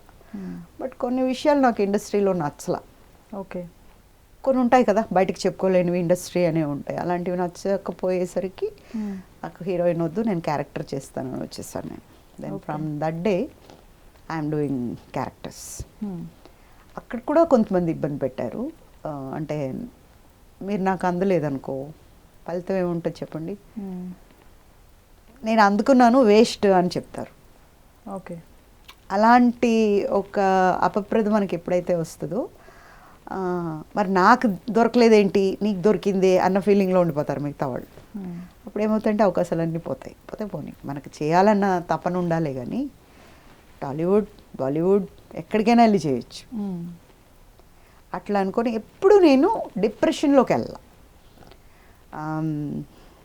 అంటే చెప్తారు ఇంకా రావు, నా లైఫ్ అయిపోయింది, ఇంతటితో నేను వెళ్ళిపోవాలి అట్లా అనుకోలేదు ఎప్పుడు. ఈ 10 రోజులు రాలేదా, ఈ నెల రాలేదా, ఈ 6 నెలలు రాలేదా, 7వ నెలలో వస్తుంది అంతే. మళ్ళీ నేను ఇంట్లోనే ఉండి ఇంటి పనుల్లో కానీ భోజనాలు కానీ ఏమైనా వండుకునే కానీ ఎక్కడికైనా వెళ్ళటం కానీ అలాంటివన్నీ ప్లాన్ చేసుకునేది. మళ్ళీ ఎవరైనా వస్తారు ఖచ్చితంగా, మనలో ఎప్పుడైతే ఆ సంకల్పం ఉంటుందో ఖచ్చితంగా వస్తారు. అలాగే వచ్చాయి, అయిపోయింది. దాని తర్వాత మళ్ళీ ఇప్పట్లో అంటారా కొన్ని సంవత్సరాలు నేను లేను, because of my personal problem. 8 సంవత్సరాలు నేను లేను. దాని తర్వాత సెకండ్ ఎంట్రీ ఇప్పుడు మళ్ళీ నేను మా ఎలక్షన్స్ అయిన తర్వాత పూజిత అనే వ్యక్తి ఉంది అనేది ఇప్పుడు జనాలకు అందరికీ బాగా తెలిసింది, ఉన్నాను అని. అంతకుముందు ఎక్కడున్నాను పాపం వాళ్ళని కూడా నేను లేను కాబట్టి వాళ్ళకి తెలియలేదు. This is my second innings. I hope my best. Directors ఉన్నారు, ప్రొడ్యూసర్స్ ఉన్నారు, ఆర్టిస్టులు ఉన్నారు. సో పూజిత అనే వ్యక్తి ఉంది అన్నప్పుడు నాకేం క్యారెక్టర్స్ ఇవ్వాలి అనేది వాళ్ళకు తెలిసి ఉంటుంది. అడగలేదు అనేది ఒకటి ఉండొచ్చేమో, అడుగుతాను. నేను కూడా వచ్చాను సార్ నాకు వేషం ఇవ్వండి అని ఎప్పుడు అడగలేదు, అడుగుతాను. తప్పేం లేదు, అమ్మనైనా అడుగుతాం కదా బువ్వ పెట్టు అని. మీతో వర్క్ చేయించుకొని పేమెంట్స్ ఇవ్వకుండా ఉన్న ఇన్సిడెంట్స్ చాలా ఉండుంటాయి. బట్ ఏ ప్రొడక్షన్స్ నుంచి మీకు ఎక్కువ అమౌంట్ రావాలి? అయ్యో ఎన్ని ఉన్నాయి చెక్లు. అవి 4 గీసుకుంటే ఏమవుతాయి, మెత్తబడి చిరిగిపోతాయి. ఇప్పుడు నాకు ఒక ప్రొడ్యూసర్ డబ్బులు ఇవ్వాలి, బాగా చాలా ఎక్కువ ఇవ్వాలి. నేను ఎప్పుడు ఆయన ఎక్కడ చూస్తానంటే ఎయిదర్ టాప్ మోస్ట్ బట్టల కొట్లో చూస్తాను, లేదంటే నగల కొట్లో చూస్తాను. ఆయన బయటికి రాగానే ఏం చెప్తాడంటే, అమ్మా నా పరిస్థితి అస్సలు బాగాలేదమ్మా ఏం చేయాలి అంటాడు. ఆయన వచ్చింది ఎక్కడి నుంచి, నగల కొట్లోంచి. వాళ్ళు ఆవిడ ఎలా వేసుకుంది, ఇక్కడి నుంచి ఇక్కడికి వేసుకుని ఉంటుంది నగలు ఆవిడ, గాజులు. నెక్స్ట్ అలివేలు మంగ తర్వాత అన్న వేసుకునేది ఆవిడేనేమో నగలు, అన్న వేసుకొని ఉంటుంది. కానీ ఆయన కష్టంలో ఉన్నాడంట. నేను ఒకటే చెప్తాను, పర్లేదు సార్ మీ దగ్గర ఉన్నప్పుడే ఇవ్వండి, ఏం పర్లేదు, అంత కష్టంలో ఉన్నప్పుడు మీరు నాకేమి ఇస్తారు, నేను వెయిట్ చేస్తాను లేడని వెళ్ళిపోతా. అంటే మన రుణంలో ఆయన ఉన్నాడు, ఆయన రుణంలో నేను లేను, అంతే కదా. ఆయన ఆయన అంత లెవెల్లో ఉండి కూడా అంత దిగజారి చెప్పుకుంటున్నాడంటే వాల్యూస్ లేవు ఆయనకి. నేను అలా అనలేను, నాకు వాల్యూస్ ఉన్నాయి. ఆయన కాకపోతే దేవుడు ఎక్కడో ఒక దగ్గర పెడతాడు మనకి. సో నన్ను చూసి వాళ్ళు తప్పించుకోవడము, అబద్ధం చెప్పటము, నేను ఒకటే అనుకుంటా, అబ్బా ఈయనకి ఎదురు పడకపోతే బెటర్ అని. కానీ నేను ఎప్పుడు జ్యువెలరీ షాప్కి వెళ్ళినా ఎదురు పడతారు వాళ్ళు, లేదా ఎప్పుడైనా బ్యాంక్కి వెళ్ళినా అక్కడ ఎదురు పడతారు. బ్యాంక్లో డబ్బులు లేకపోతే వస్తావా? రావుగా, బ్యాంక్కే రామ్ డబ్బులు లేకపోతే. జ్యువెలరీ షాప్ డబ్బులు ఇకపోతే వాడు ఇవ్వడుగా, మరి ఉన్నాయిగా. పాపం వాళ్ళ కష్టం అలా ఉంది, అలా చెప్పుకోవాల్సి వస్తుంది. చాలామంది ఉన్నారు. ఇదివరకు ప్రొడ్యూసర్స్తో సినిమాలు చేసేవాళ్ళం, కానీ డబ్బు విషయానికి వచ్చేసరికి చాలామంది ఇబ్బంది పెట్టేవారు. అది ఎందుకో అప్పుడు. బట్ ఇప్పుడు వచ్చిన అమ్మాయిలు అబ్బాయిలు బాగా క్లవర్స్ కాబట్టి లాక్కునేదంతా ముందే లాక్కొని కానీ సెట్స్కి వెళ్ళట్లేదు, ఇంకా కావాలంటే ఎక్స్ట్రా తీసుకుంటున్నారు. మేము ఎక్కువ చేసినా కూడా తక్కువే తీసుకున్నాం, మన అనుకొని చేసాం, డబ్బు అనుకోలేదు అప్పుడు. ఇప్పుడు వచ్చే వాళ్ళందరూ ఫస్ట్ డబ్బే. ఒక విధంగా చూస్తే వాళ్ళు బాగా తెలివైన వాళ్ళు. మనం ఏమనుకున్నామంటే మన అనుకున్నాం. అందువల్ల నాకు డబ్బులు కావాలి అనే మాట రావాలంటే గొంతులోంచి వచ్చేది కాదు సౌండ్, అసలు సార్ సార్ అంతే వచ్చేది, అసలు డబ్బులు కావాలనే మాటే వచ్చేది కాదు. ఇంకా ఇలా కాదని మేనేజర్ని పెట్టాక మేనేజర్ వెళ్ళి అడిగి తీసుకొచ్చేవాడు, కానీ మా నోట్ నుంచి ఒక్కరోజు కూడా ఒక్క ప్రొడ్యూసర్ని అడగలేదు మేము. ఇప్పుడు ఈ మధ్య ఒక సినిమా చేశాను నేను, ఏదో అసలు డబ్బులు ఇవ్వాలి నాకు. ఆయన ఎప్పుడు అడిగినా నేను హాస్పిటల్లో ఉన్నాను, అక్కడ ఉన్నాను, ఇక్కడ ఉన్నాను అంటాడు. కట్ చేస్తే నేను ఇటు వెళ్తుంటాను, ఆయన అటు వెళ్తుంటాడు. But I don't force, they should feel. నేను వాళ్ళని పెట్టి సినిమా చేసుకున్నాను, 5 రోజులు చేశారు, అంత ఎండలో అంత కష్టపడి రాత్రి కూడా చేశారు, వాళ్ళకు ఉండాలి. ఇంకొకసారి ఇవ్వం కదా, ఇంకోసారి ఇవ్వం కదా, ఏం చెప్పినా ఇంకొకసారి. ఒక్కసారితో పోగొట్టుకోకూడదు అంటాను నేను, కలిసి పని చేయాలి. You should wait. ఈరోజు మా నాన్నగారు ఒక మాట చెప్పారు, నాన్న ఈరోజు నువ్వు మాట్లాడేవనుకో, నీ మాటల కోసం రేపు వాళ్ళు వెయిట్ చేయాలి. అలాంటి మాటలు మాట్లాడు. నువ్వు ఈరోజు పని చేసావు అనుకో, ఈ అమ్మాయే కావాలి మన పనికి, ఈ అమ్మాయే చేయాలి అన్నట్టుగా పని చేయాలి. అది బాగా ఉంది నా బ్లడ్లో. ఎవరిస్తారు ఎవరివ్వరు అనేది ఉండదు, ఎవరు నన్ను పొగుడుతారు పొగడరు అనేది ఉండదు, ఎవరు ఏం చేస్తారు ఏ పొజిషన్ ఇస్తారు అనేది ఉండదు. నాకు ఒకటి ఇచ్చారు, నేను ఆ పని కంప్లీట్ చేయాలి, వాళ్ళు సాటిస్ఫై అవ్వాలి. ఆ కళ్ళు ఎప్పుడైతే బ్రైట్ అవుతాయో ఐ ఫీల్ వెరీ హ్యాపీ, నాకు సక్సెస్ వచ్చింది. అలాంటి మెంటల్. కెరీర్ పీక్స్లో ఉన్నప్పుడు సీరియల్స్లోకి ఎందుకు వెళ్ళిపోయారు? అంటే అప్పుడు ఋతురాగాలు స్టార్ట్ చేశారు. ఋతురాగాలకి ఎక్కడెక్కడి నుంచో ఎవరెవరినో ఆల్ లాంగ్వేజెస్లో వెతుకుతున్నారు. ఆ టైంలో మన టీవీ ఇండస్ట్రీలో అళహరి అని ఒకరు ఉన్నారు డైరెక్టర్, ఇప్పుడు ఆయన మనకు మూవీ డైరెక్టర్ కూడా. అతను నెల్లూరు, మా నాన్నగారికి తెలుసు. సో బావా అని ఏడిపించేవాళ్ళం మేము. సో అతను వచ్చాడు ఒకసారి, పాప నువ్వు రా ఒకసారి, మంజులా నాయుడు గారు చూస్తారు నిన్ను. I used to wear skirts shorts అన్నీ. So I went with skirt. ఆవిడ వెనక్కి పంపించేశారు. ఈ క్యారెక్టర్కి ఎవరు అనుకుంటున్నావు, బాగా పెయిన్ చూపించాల్సిన వ్యక్తి ఆ అమ్మాయి ఏంది స్కర్ట్ వేసుకొచ్చింది, చిన్నపిల్లలాగా 5వ క్లాస్ అవుతున్నట్టుంది అని. నాకు కోపం వచ్చింది. నన్ను పట్టుకొని ఇంత మాట అంటుందా అని లోపలికి వెళ్ళి చీర కట్టుకొని విగ్ పెట్టి జడేసుకొని ఎలా, అరే భలే ఉంది ఈ అమ్మాయి అసలు అంది. ఇందాక వచ్చిన అమ్మాయి అమ్మాయి అంటే అవునా సరే అని పెట్టి ఒక ఎపిసోడ్ ఏదో చేశారు వాళ్ళు. చాలా మంచి పేరు వచ్చింది ఆవిడికి, చాలా బాగుంది అమ్మాయి అని. దాంతో ఋతురాగాలు అనేది స్టార్ట్ చేస్తున్నారండి. ఫస్ట్ కన్ఫర్మేషన్ మహాదేవి అనే క్యారెక్టర్కే ఇచ్చారు. ఆ మహాదేవి అనే అమ్మాయి ఆ ఇంట్లో పెద్ద కూతురు అనమాట. అంటే ఆడపిల్ల అంటే ఇలా ఉండాలి అనే అనే క్యారెక్టర్ అది. ఎక్కడికో తీసుకెళ్ళింది నన్ను. ఈ టేపు ఆపోజిట్లో కళంకిత, ఎక్కడికో తీసుకెళ్ళింది లేడీ అమరీష్ పురి. ఇది ఇక్కడేమో అమ్మాయి జమినీలో అనుకుంటా, ఆశల పల్లకి అమాయకురాలు, మేఘమాల జమిని హీరోయిన్, అక్కడ కూడా హీరోయిన్ దెబ్బతిని ఉంటుంది. ఒక పెయిన్ఫుల్ అసలు ఒకదానికి కూడా సంబంధం లేదు, ఏ ఛానల్ ఆన్ చేస్తే నేనే. అలా గబుక్కుని పడ్డాయి అవి. తర్వాత కొంచెం సినిమాల్లో నేను ఇబ్బంది పడ్డా ఒక్కొక్క దగ్గర. ఆ ఇబ్బంది పడ్డప్పుడు దానికంటే ఇదే బెటర్గా ఉంది కదా అని నేను వచ్చాను. బట్ ఒకసారి నేను చాలా తప్పు చేశాను. ఎవరో నన్ను ఒక ఇంటర్వ్యూ చేస్తే అడిగారు, టీవీ అంటే ఏంటి టీవీ అంటున్నారు, వాట్ ఈస్ టీవీ, నేను ఫిల్మ్ యాక్ట్రెస్, చాలా చిన్నది అనుకున్నాను. బట్ టుడే టీవీకి ఉన్న డిమాండ్ దేనికి లేదు. బట్ నేను already I said sorry for that. తర్వాత నేను చాలా చేశాను, ఇప్పుడు కూడా అడుగుతున్నారు. I will accept all and I will be back again in TVs and movies. ఎలా మేనేజ్ చేశారండి ఆ చిన్న బాబుతో ఓ పక్కన ఇటు ఫైట్ చేస్తున్నారు, ఆ బాబుని చూసుకోవాలి. ఆ టైంలో ఎలా మేనేజ్ చేశారు? ఎవరు సపోర్ట్ లేకుండా? ఎవరు సపోర్ట్ లేదు. మ్మ్. ఎప్పుడైతే వీళ్ళు నన్ను తీసుకెళ్ళిపోయారో వచ్చిన తర్వాత ఒక ప్రెస్ మీట్ పెట్టా. వంటింట్లో కూర చేస్తూ కూర కట్ చేసేటప్పుడు నాకు చేతి వేలు కట్ అయినా కూడా వాళ్ళే. నేను ఇక్కడే ఉంటా, మ్మ్. ఒంటరిగా ఉంటా, నా బాబుతో ఉంటా. నన్ను ఎత్తుకుపోతారా, మా బాబుని ఎత్తుకుపోతారా, మా బాబుని చంపుతారా, దానికి వీళ్ళు ముగ్గురే కారణం అని చెప్పి ఒకటి రాసిస్తా. ఎక్కడెక్కడికి పంపాలో పంపించేసా. మ్మ్. This is the thing. దాని తర్వాత నేను కూడా మా బాబుకి తోడేళ్ళేదాన్ని కాదు, ఎల్లు అనేదాన్ని. భయపడేవాడు, కానీ నా అంత డేర్ కాదు బాబు, మెత్తక తను. మ్మ్. మమ్మీ అనేవాడు. మమ్మీ లేదు బొమ్మి లేదు, పద ముందు అనేదాన్ని. వెనక్కి చూస్తా వెళ్ళేవాడు. కానీ తనకి 10th క్లాస్లో విజ్ఞాన జ్యోతి చదివేవాడు. 10th క్లాస్లో ఒక ప్రాబ్లం వచ్చింది ఎగ్జామ్లో. కేసు కూడా వేసినట్లున్నాడు కదా. ఓకే. మాకే అన్నీ, you believe it or not, మాకే అన్నీ. ఇప్పుడు క్లాస్లో 40 మంది ఉన్నప్పుడు ఇంకొకరికి వచ్చి ఉండొచ్చు కదా ఆ ప్రాబ్లం, వాళ్ళు రియాక్ట్ అవ్వచ్చు కదా. అంటే ఎప్పుడైతే తెలుగు పేపర్ తెలంగాణ తెలుగు కాకుండా ఆంధ్ర తెలుగు పేపర్ వచ్చింది వీళ్ళకి, దాన్ని చదవంగానే నేను అవి ఇవి కూడా చెప్తుంటా బాబుకి. అయితే ఇది ఆంధ్ర తెలుగు అని లేచి ఫస్ట్ చెప్పింది కూడా మా బాబే. ఓకే. ఆంధ్ర తెలుగు. ఆవిడ కొంచెం ప్రిన్సిపల్ గారు నెగ్లెక్ట్ చేయటం వల్ల పీక్స్కి వెళ్ళింది. పీక్స్కి వెళ్ళినప్పుడు నేను పేరెంట్స్ని గ్యాదర్ చేసి పిల్లలు బయటికి రావాలంటే, ఎందుకంటే ఇంగ్లీష్ అంటే బాగా చదువుతారు, రాస్తారు, హిందీ నేర్చుకొని పాస్ మార్క్ తెస్తారు, తెలుగు అంటే వీళ్ళకి నోరులు తిరగవు. ఎందుకంటే ఇంట్లో వాళ్ళు కూడా ఇంగ్లీషే రావాలంటారు, కానీ పేరెంట్స్ తెలుగుకు కూడా ఒక ఇది ఉంది, తెలుగు నేర్చుకోవాలి అనే దాని మీద ఇంట్రెస్ట్ పెట్టరు. అప్పుడేమవుతుందంటే ఎంత నీట్గా ఇంగ్లీష్ మాట్లాడతారో అంత నీట్గా తెలుగు మాట్లాడలేరు వాళ్ళు. సో దాంట్లో ఏంటి, వాళ్ళకు పాస్ మార్క్ కూడా రాదు, ఆ స్టేజ్లో ఉంటారు పిల్లలు. ఓకే. ఈ దాంట్లో ఈ ఆంధ్ర వచ్చేసరికి ఆంధ్రకి తెలంగాణకి తేడా ఉంటుంది. వచ్చుండే పోయుండే వీళ్ళు అంటారు, వచ్చిరి పోయిరి అని వాళ్ళు అంటారు. సో దానికి దీనికి డిఫరెన్స్.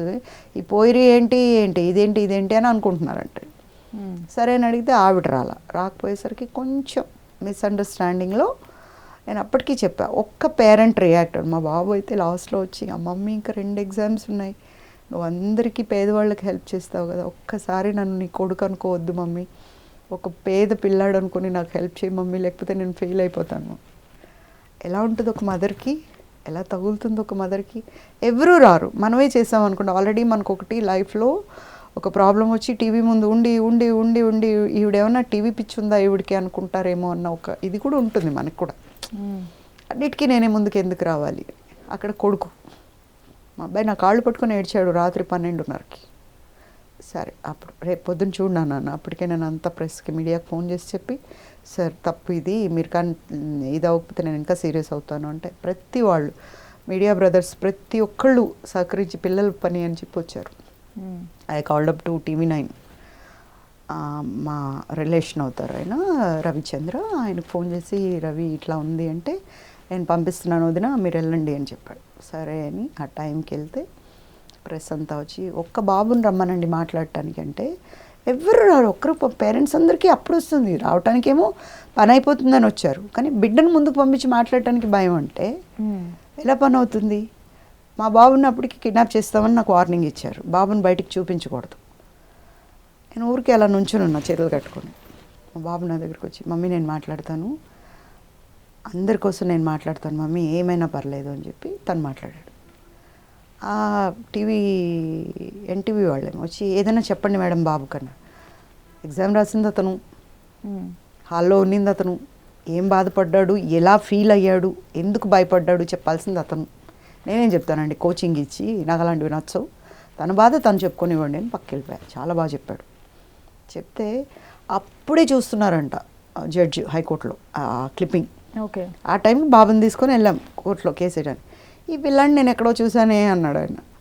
సార్ ఇప్పుడు ప్రాబ్లం అయింది కదా విజ్ఞాన జ్యోతి స్కూల్ ఆ అబ్బాయి అంటే, కరెక్ట్ చాలా బాగా మాట్లాడావు బాబు, నువ్వు భలే గుచ్చినట్టుగా మాట్లాడావని, తీసుకురండి ఆవిడ్ని, ముందు ఆర్డర్ ఇవ్వండి, exam will be conducted on May 2 అన్నమాట, రీఎగ్జామినేషన్.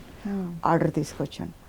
పిల్లల్ని వాళ్ళంతా ఒకలాగా ప్లాన్ చేశారు, మళ్ళీ కాపీ ఏనో అదో ఇదో అని పిల్లలు కూడా చెప్పారు. పోలీసులను ఇద్దరిని పెట్టా లోపల, పెట్టేసి ఒక టీచర్ని అక్కడ పెట్టి చెక్ చేయండి పిల్లల్ని, బట్టలు ఇప్పి చెక్ చేసి పంపించారు లోపల. అంటే ఇప్పుడు ఎవరైనా వేశారనుకో, ఈ పిల్లలు తెచ్చినట్టు అంటారు. మేము ఆల్రెడీ ఇక్కడ మేము చెక్ అయ్యి వెళ్ళాం, మొత్తం వాళ్ళు చెక్ చేసి ప్యాంటు నిక్కర్ ఇట్లా దులిపి మళ్ళీ వేసి పంపించాం పిల్లలకి. ఎక్కడే కానీ కాపీ క్లిప్ అనేది లేదు.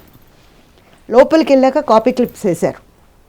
పిల్లలకి చెప్పాము, ఎవరన్నా ఒక చిన్న ఇది పడ్డా కూడా మీరు తీసుకున్నారంటే మీ లైఫ్ అవుట్, ఎవ్వరు కాపాడలేరు ఇంకా అని. పేరెంట్స్ అందరినీ స్కూల్ ముందు చాపలేసి కూర్చోబెట్టా. టిఫిన్, మంచినీళ్ళు, కాఫీ అన్నీ అక్కడ పెట్టించా. అంటే ఇప్పుడు డిపార్ట్మెంట్ అనేది ఒకటి అయిపోయిందంటే మనం ఏం చేయలేం.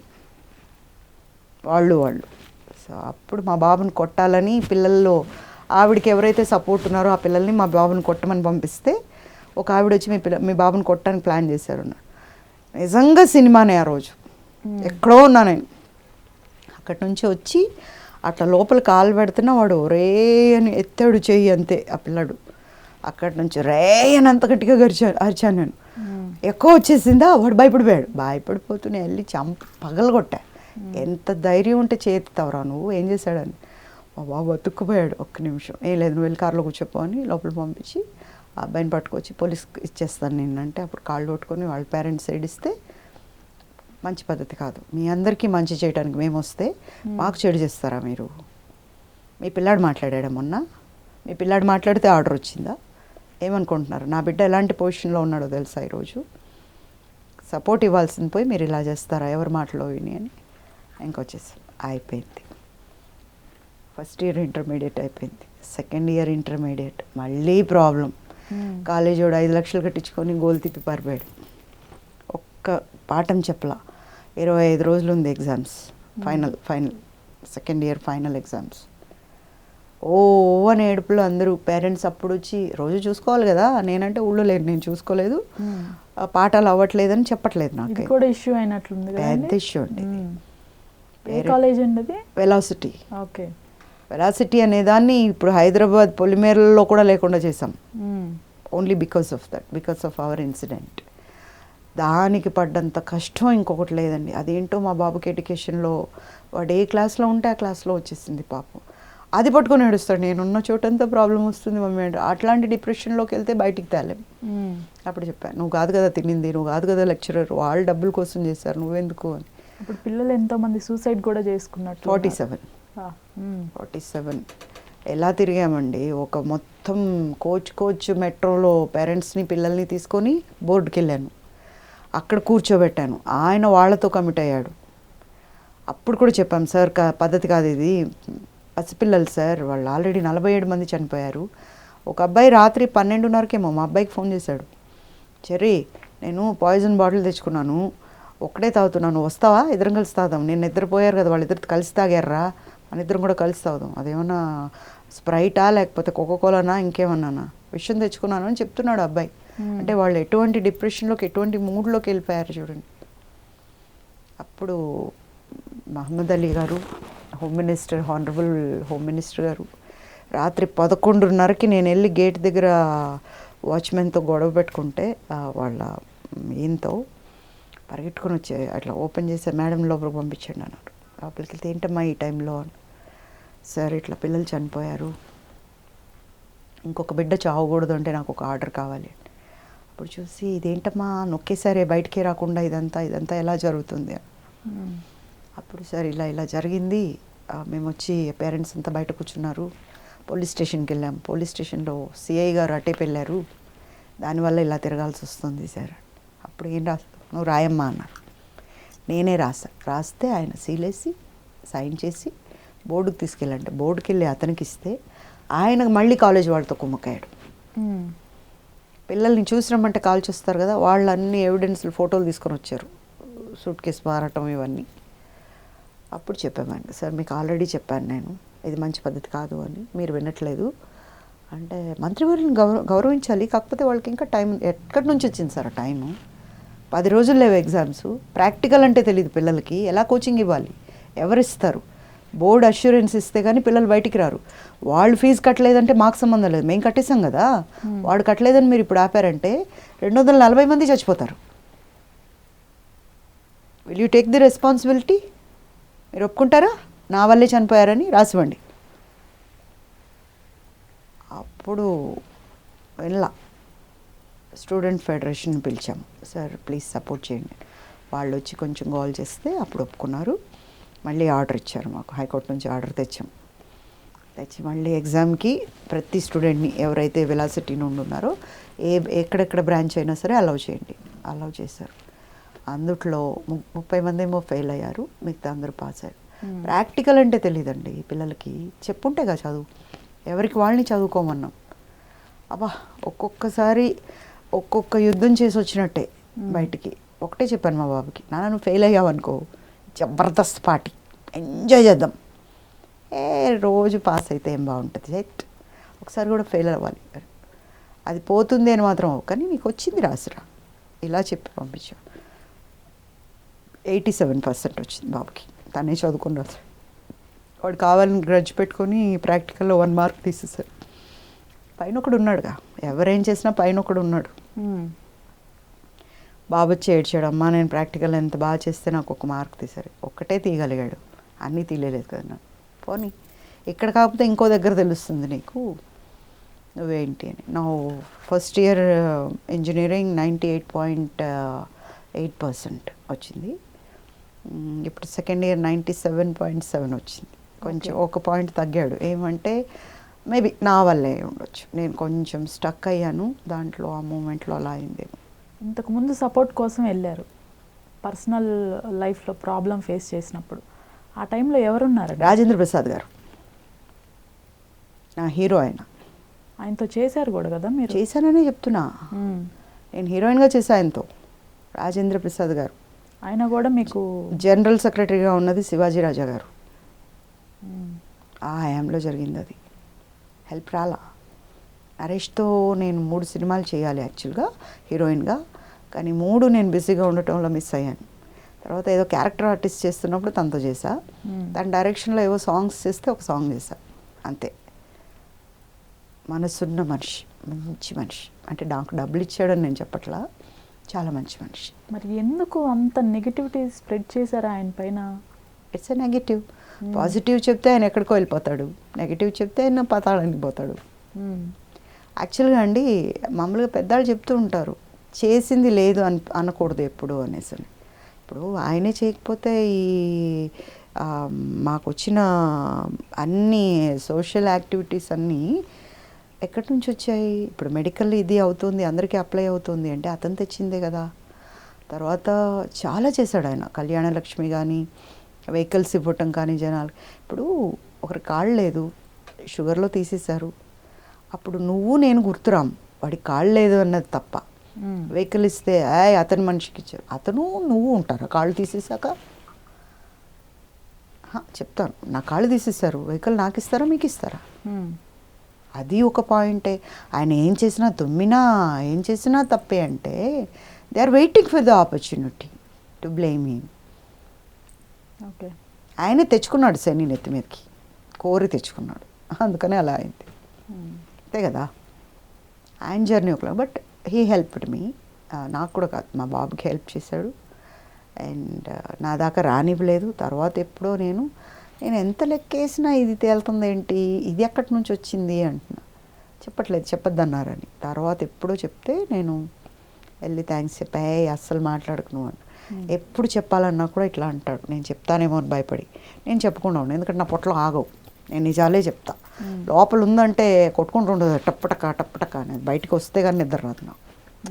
చేసింది ఎప్పుడు మర్చిపోకూడదు, చెప్పుకోవటానికి సిగ్గుపడకూడదు. తీసుకున్నాక చెప్పుకోవటానికి సిగ్గుపడటం ఏంటి? తీసుకున్నాం కదా, మనకు ఫలితం వచ్చింది కదా, ఫలితం వచ్చాక మనిషిని మర్చిపోతే ఎంత తప్పది.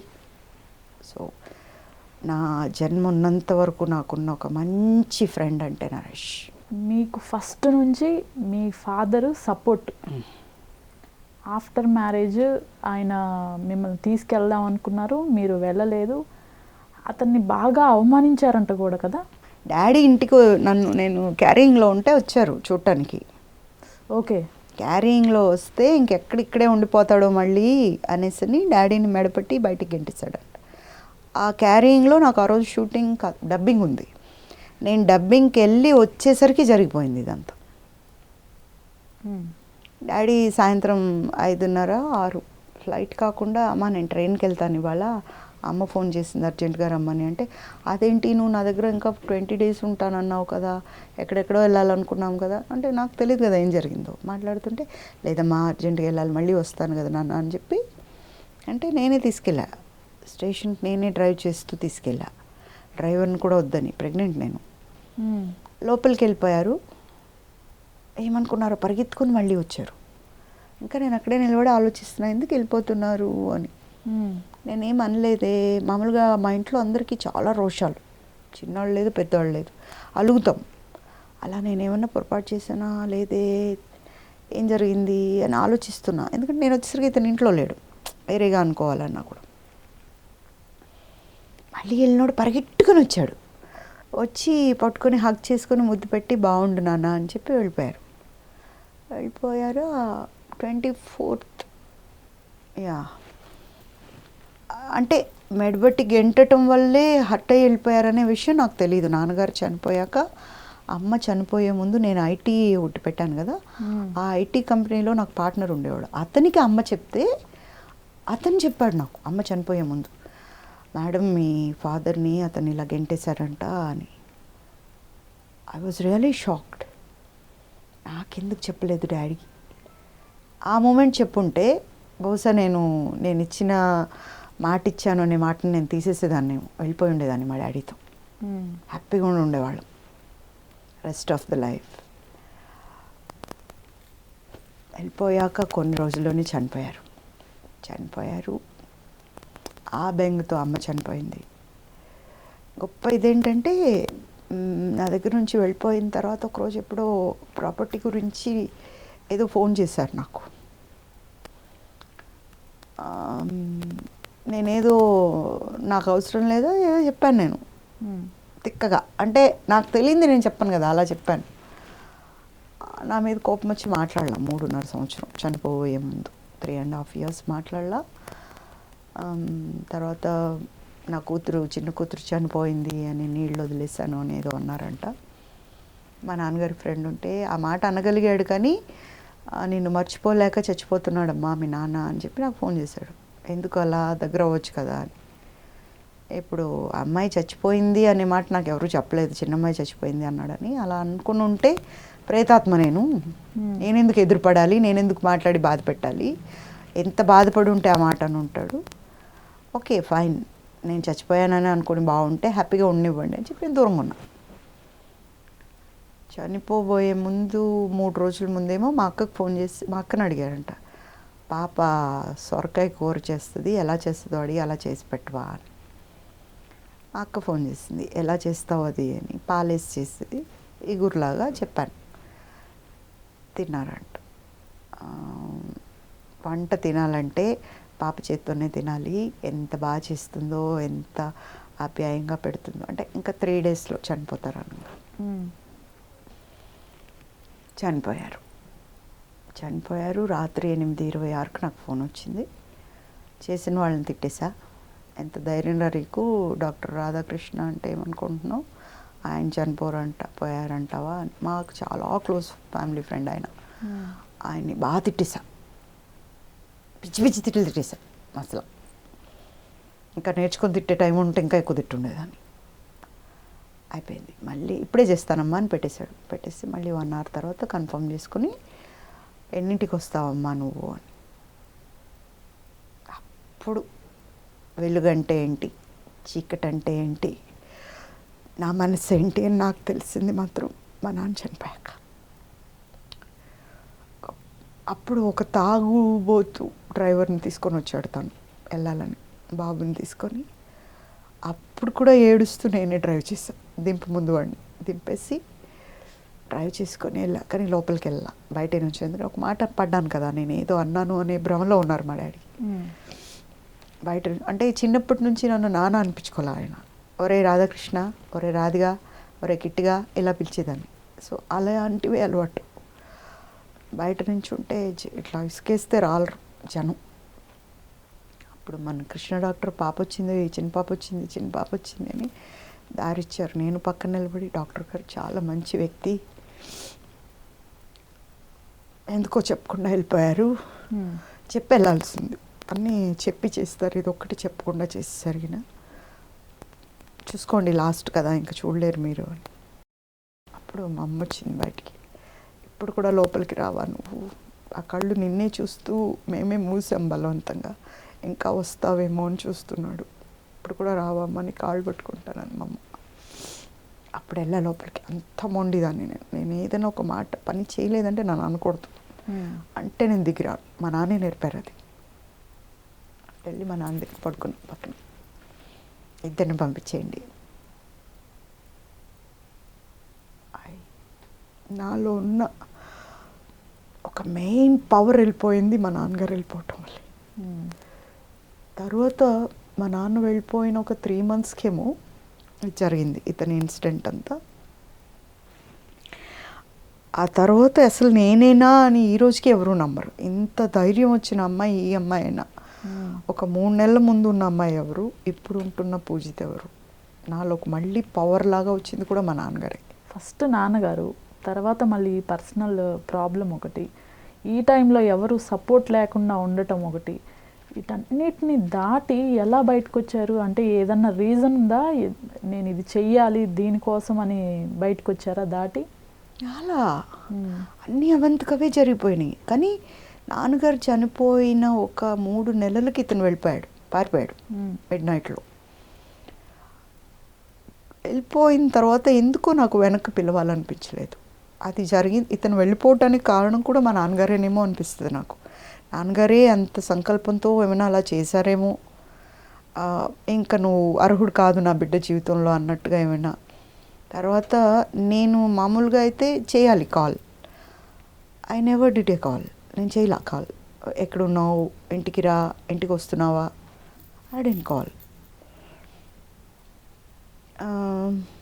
అక్క వాళ్ళు వచ్చారు, నేను ఫోన్ చేసి అక్క అతను రావట్లేదు, నాకేం అర్థం కావట్లేదు ఇక్కడ, పిచ్చి పిచ్చిగా ఉంది అంటే అక్క అమ్మ వచ్చారు. అక్క అమ్మ వచ్చి వాళ్ళు వెళ్ళి కలిశారు. అతను అప్పుడు ఈ తెలంగాణ అదేంటది ఛానల్లో పనిచేస్తున్నాడు తను, రాజ్ టీవీ.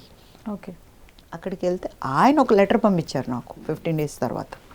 ఏమని, చెప్పకుండా వదిలి వెళ్ళిపోయాడు, యూ గివ్ ద రీజన్ అని. నేను ఆయన దగ్గరికి వెళ్ళి ఒకటే అడిగా, ఉద్యోగం ఇచ్చినప్పుడు నన్ను అడిగావా నువ్వు, అసలు ఎవరు నువ్వు, how dare you to send me a letter? అప్పుడు నీకు తెలుసా నేను అతనికి భార్యనని, ఉద్యోగానికి నేను తీసుకుంటున్నానని నాకేమైనా చెప్పావా? ఇప్పుడు అతను ఉద్యోగం ఇవ్వలేదు, వెళ్ళిపోయాడు, యూ గివ్ మీ రీజన్ అని నన్ను అడగటానికి నీకెంత డేర్ ఉండాలి, ఎవడసలు నువ్వు? ఆయన అన్నాడు, అట్లా కాదు మేడం, ఇట్లా కాదు మేడం, ఇట్లా కాదు అట్లా కాదు, నాకు సంబంధం లేదు, అర్థమైందా? నేను ఎందుకు వచ్చానంటే ఆఫీస్కి, మీలాగా మీరైనా ఇంకా మీకేం ఏముందో మీకు లోపల ఏం పోయినాయి, ఏమి ఇలాంటివి ఏమైనా ఉన్నాయేమో నాకు తెలీదు. ఎందుకంటే అతను టోటల్గా మీ ఆఫీస్లోనే ఉండేవాడు, ఇంటికే వచ్చేవాడు కాదు, నెలల కొద్దీ ఇంటికి రాడు. అలాంటి వ్యక్తిని నేనేం అడుగుతాను, మీరేం చెప్తారు? మీరు నన్ను ఎలా అడుగుతారు? మా ఇంటికి రోజు అప్లోడ్లు వస్తున్నారు, అతను చేసిన అప్లోడ్. ఇటు ఒక లైన్ నుంచి ఉంటారు, ఇటు ఒక లైన్ నుంచి ఉంటారు, మధ్యలో నేను వెళ్తూ ఉంటాను. 10 మంది ఉంటారు అటు ఇటు, 10. సో వాళ్ళకి ఆన్సర్ చెప్పుకోలేకుండా ఉంటే నువ్వేందయ్యో ఉద్యోగం ఇచ్చానని చెప్పి వస్తున్నావు నా దగ్గరికి అంత ఇట్టేసి వెళ్ళిపోయా. వీళ్ళందరూ వచ్చారు, నా దగ్గర ఉన్నంత వరకు కట్టేసా. ఎందుకంటే ఇంటి ముందు నుంచి ఉంటే అసహ్యం కదా, అక్కడ ఉన్న ఆడవాళ్ళు అక్కడ అందరూ నన్ను చాలా మర్యాదగా చూస్తారు. ఇది నన్ను చూడకపోయినా పర్లేదు, నా బిడ్డ మీద ఎఫెక్ట్ పడకూడదు. పిల్లలే ఆడుకుంటూ మీ నాన్న ఇలా అంట కదా అంటే ఆ పిల్లడి పరిస్థితి ఏంటి, అది పడకూడదు అని చెప్పి నేను కవర్ చేయడానికి చాలా చాలా చాలా చాలా కష్టపడ్డాను. ఇది పడనివ్వలేదు. బట్ నన్ను చూసిన వాళ్ళు కానీ నేను ఉంటున్న విధానానికి కానీ ఎవరు అనలేదు చర్యని. బయటకు వచ్చేసాం. వచ్చిన తర్వాత ఒక 3 నెలల తర్వాత తనంతట తనే, ఆ రోజు తన బర్త్డే, అప్పుడు కూడా నేనే డ్రెస్ కొనుక్కొచ్చాను, గొలుసు కొనుక్కొచ్చాను, అండ్ ఇన్నర్స్ కూడా నేనే కొనుక్కొచ్చాను, చెప్పులు కొనుక్కొచ్చాను, వేసుకున్నాడు, అన్నీ దిగేసుకున్నాడు. బాబు వెళ్ళి నాన్న రాత్రికి బువ్వ తినడానికి బయటికి వెళ్దామా అనేది, చిన్నోడు కదా బుజ్జిగా అడిగాడు. చూద్దాం అని చెప్పి వెళ్ళిపోయాడు. తర్వాత రాత్రి 9:30, 10కేమో బాబు ఫోన్ చేశాడు. నేను మాట్లాడిన అతనితో. ఫోన్ చేస్తే ఫోన్ పెట్టే అని కసిరాడంట. ఓ నేడుపు చిన్నోడు. ఏం నాన్న అంటే, అమ్మ నన్ను తిట్టాడు నాన్న, ఇప్పుడు ఫోన్ ఇవ్వని, ఎప్పుడు చేయను నేను, ఫోన్ తీసి, కాళ్ళు చేతులు ఇరక్కొడతా జాగ్రత్త, ఏమనుకుంటున్నావో, పసిపిల్లని పట్టుకొని తిడతావా, ఎవరు అనుకుంటున్నావు నువ్వు అంటే ఫోన్ పెట్టేశాడు. అంతే. ఆ రోజు ఇంకా అప్పటి నుంచి రాలా, ఒక 15-20 డేస్ రాలా. ఐఎమ్ నాట్ బాదర్డ్, ఎందుకంటే విసిగిపోయాము. ఒట్టి అప్పులు కట్టుకోవటం తప్ప లైఫ్ ఏం లేదు. తలుపు తెరిస్తే అప్లోడ్ ఉంటాడు బయట. ఇప్పుడు మన ఇద్దరం రొమాన్స్ చేయకపోయినా, డ్యూయట్ పాడకపోయినా, కనీసం కూర్చున్నా చాలు తృప్తి. అలాంటివి ఏం లేవు మాకు. తెల్లవారుజాము 4 గంటలకు బెల్లు కొడుతుందో, లేదంటే రాత్రి 1 గంటకు కొడుతుందో బెల్లు, ఆ బెల్లు కొట్టినప్పుడు ఒక శాలరీ వస్తుంది, గుమ్మం తలుపు తీయాలి, లాక్ తీయాలి, అంతే. అది తప్ప ఇంకేం లేదు. ఇంటికి అతను ఎలా వస్తాడంటే, మనం when we go out sight సీయింగ్కి వెళ్ళినప్పుడు పగలంతా బయట తిరుగుతాం. హోటల్కి వచ్చి స్నానం చేసి బట్టలు మార్చుకొని బజ్జుంటాం. మళ్ళీ పొద్దున్న లేచి టిఫిన్ తిని స్నానం చేసి టిఫిన్ తిని బయటికి వెళ్ళిపోతాం, అంతే. ఇల్లు అంటే అతనికి అదే. సో దానికి నేను అవసరమా? చిన్నగా ఒక ఆలోచన వస్తుంది అంటే, ఏంటిది లైఫ్. తనకు చాలా పెద్ద యాక్సిడెంట్ అయింది, ఎవరు రాలా. నాకు బ్లడ్ అంటే చచ్చే భయం, హాస్పిటల్ అంటే అస్సలు ఇష్టం ఉండదు, అందుకే నేను డాక్టర్ వల్ల. అలాంటిది నేను హాస్పిటల్కి వెళ్ళినప్పుడు శవాలు ఉంటాయి కదా, శవాలు పక్కన ఒక స్ట్రెచర్ మీద పడుకోబెట్టున్నారు. నాకు ఫోన్ చేసినోడు, వదిన ఇంత చిన్న దెబ్బ తగిలింది, సినిమాల్లో వేస్తారు కదా ప్లస్ లాగా ఇంటూ లాగా, అలా వేశారు అంతే అన్నాడు. అంటే ముక్కు తప్ప ఎక్కడా గ్యాప్ లేదు, అంతా ప్లాస్టరే ఉంది అతనికి. ప్లాస్టర్ కూడా మీ చున్నీ కలర్ రెడ్లో ఉంది. ఆ స్ట్రెచ్చర్ అంతా బ్లడ్ ఉంది అపోలోలో. అలాంటి స్టేజ్లో ఉన్నోడిని, అంతమంది ఫ్రెండ్స్ ఉన్నారు, అంతమంది ఇది ఉన్నారు అన్నప్పుడు ఒక్కడు రాలా. నేను వెళ్ళి అతని అడ్మిషన్, మా బాబు పుట్టింది అపోలోనే, డాక్టర్ ఉన్నారు అక్కడ, డాక్టర్ వింధ్య అని. ఆవిడొచ్చి, నీకు భయం కదా, పక్కన రా, నేను చూస్తాను రా అని చెప్పి డాక్టర్స్ని పిలిచి అడ్మిషన్ ఇచ్చి అంతా చేయించి బయటకు వస్తే అప్పుడు అమ్మ, అక్క వీళ్ళందరూ వచ్చారు. అంత చూసిన తర్వాత ఒకరోజు అన్నాడు, ఏంటి ఏదో పెద్ద పీకేసానని చెప్పి ఫీల్ అయిపోతున్నావే అని. నేను ఇలా తిరిగాను, నేను చెప్పానా నీకు నేను చేశానని? నేను మామూలుగా ఎవరికైనా ఇదే చేస్తాను, నీకు అంతే చేశాను, ఎవరైనా బాగుండాలనుకుంటానని వెళ్ళిపోయాను. అప్పుడు మా అక్క ఫోన్ చేసి బాగా తిట్టింది అనమాట. ఏమనుకుంటున్నావు నువ్వు, నీ పరిస్థితి ఏంటో తెలుసా అక్కడికి తెచ్చినప్పుడు, ఆ అమ్మాయే రాకపోతే నువ్వు లేవు ఈరోజు అని చెప్పింది.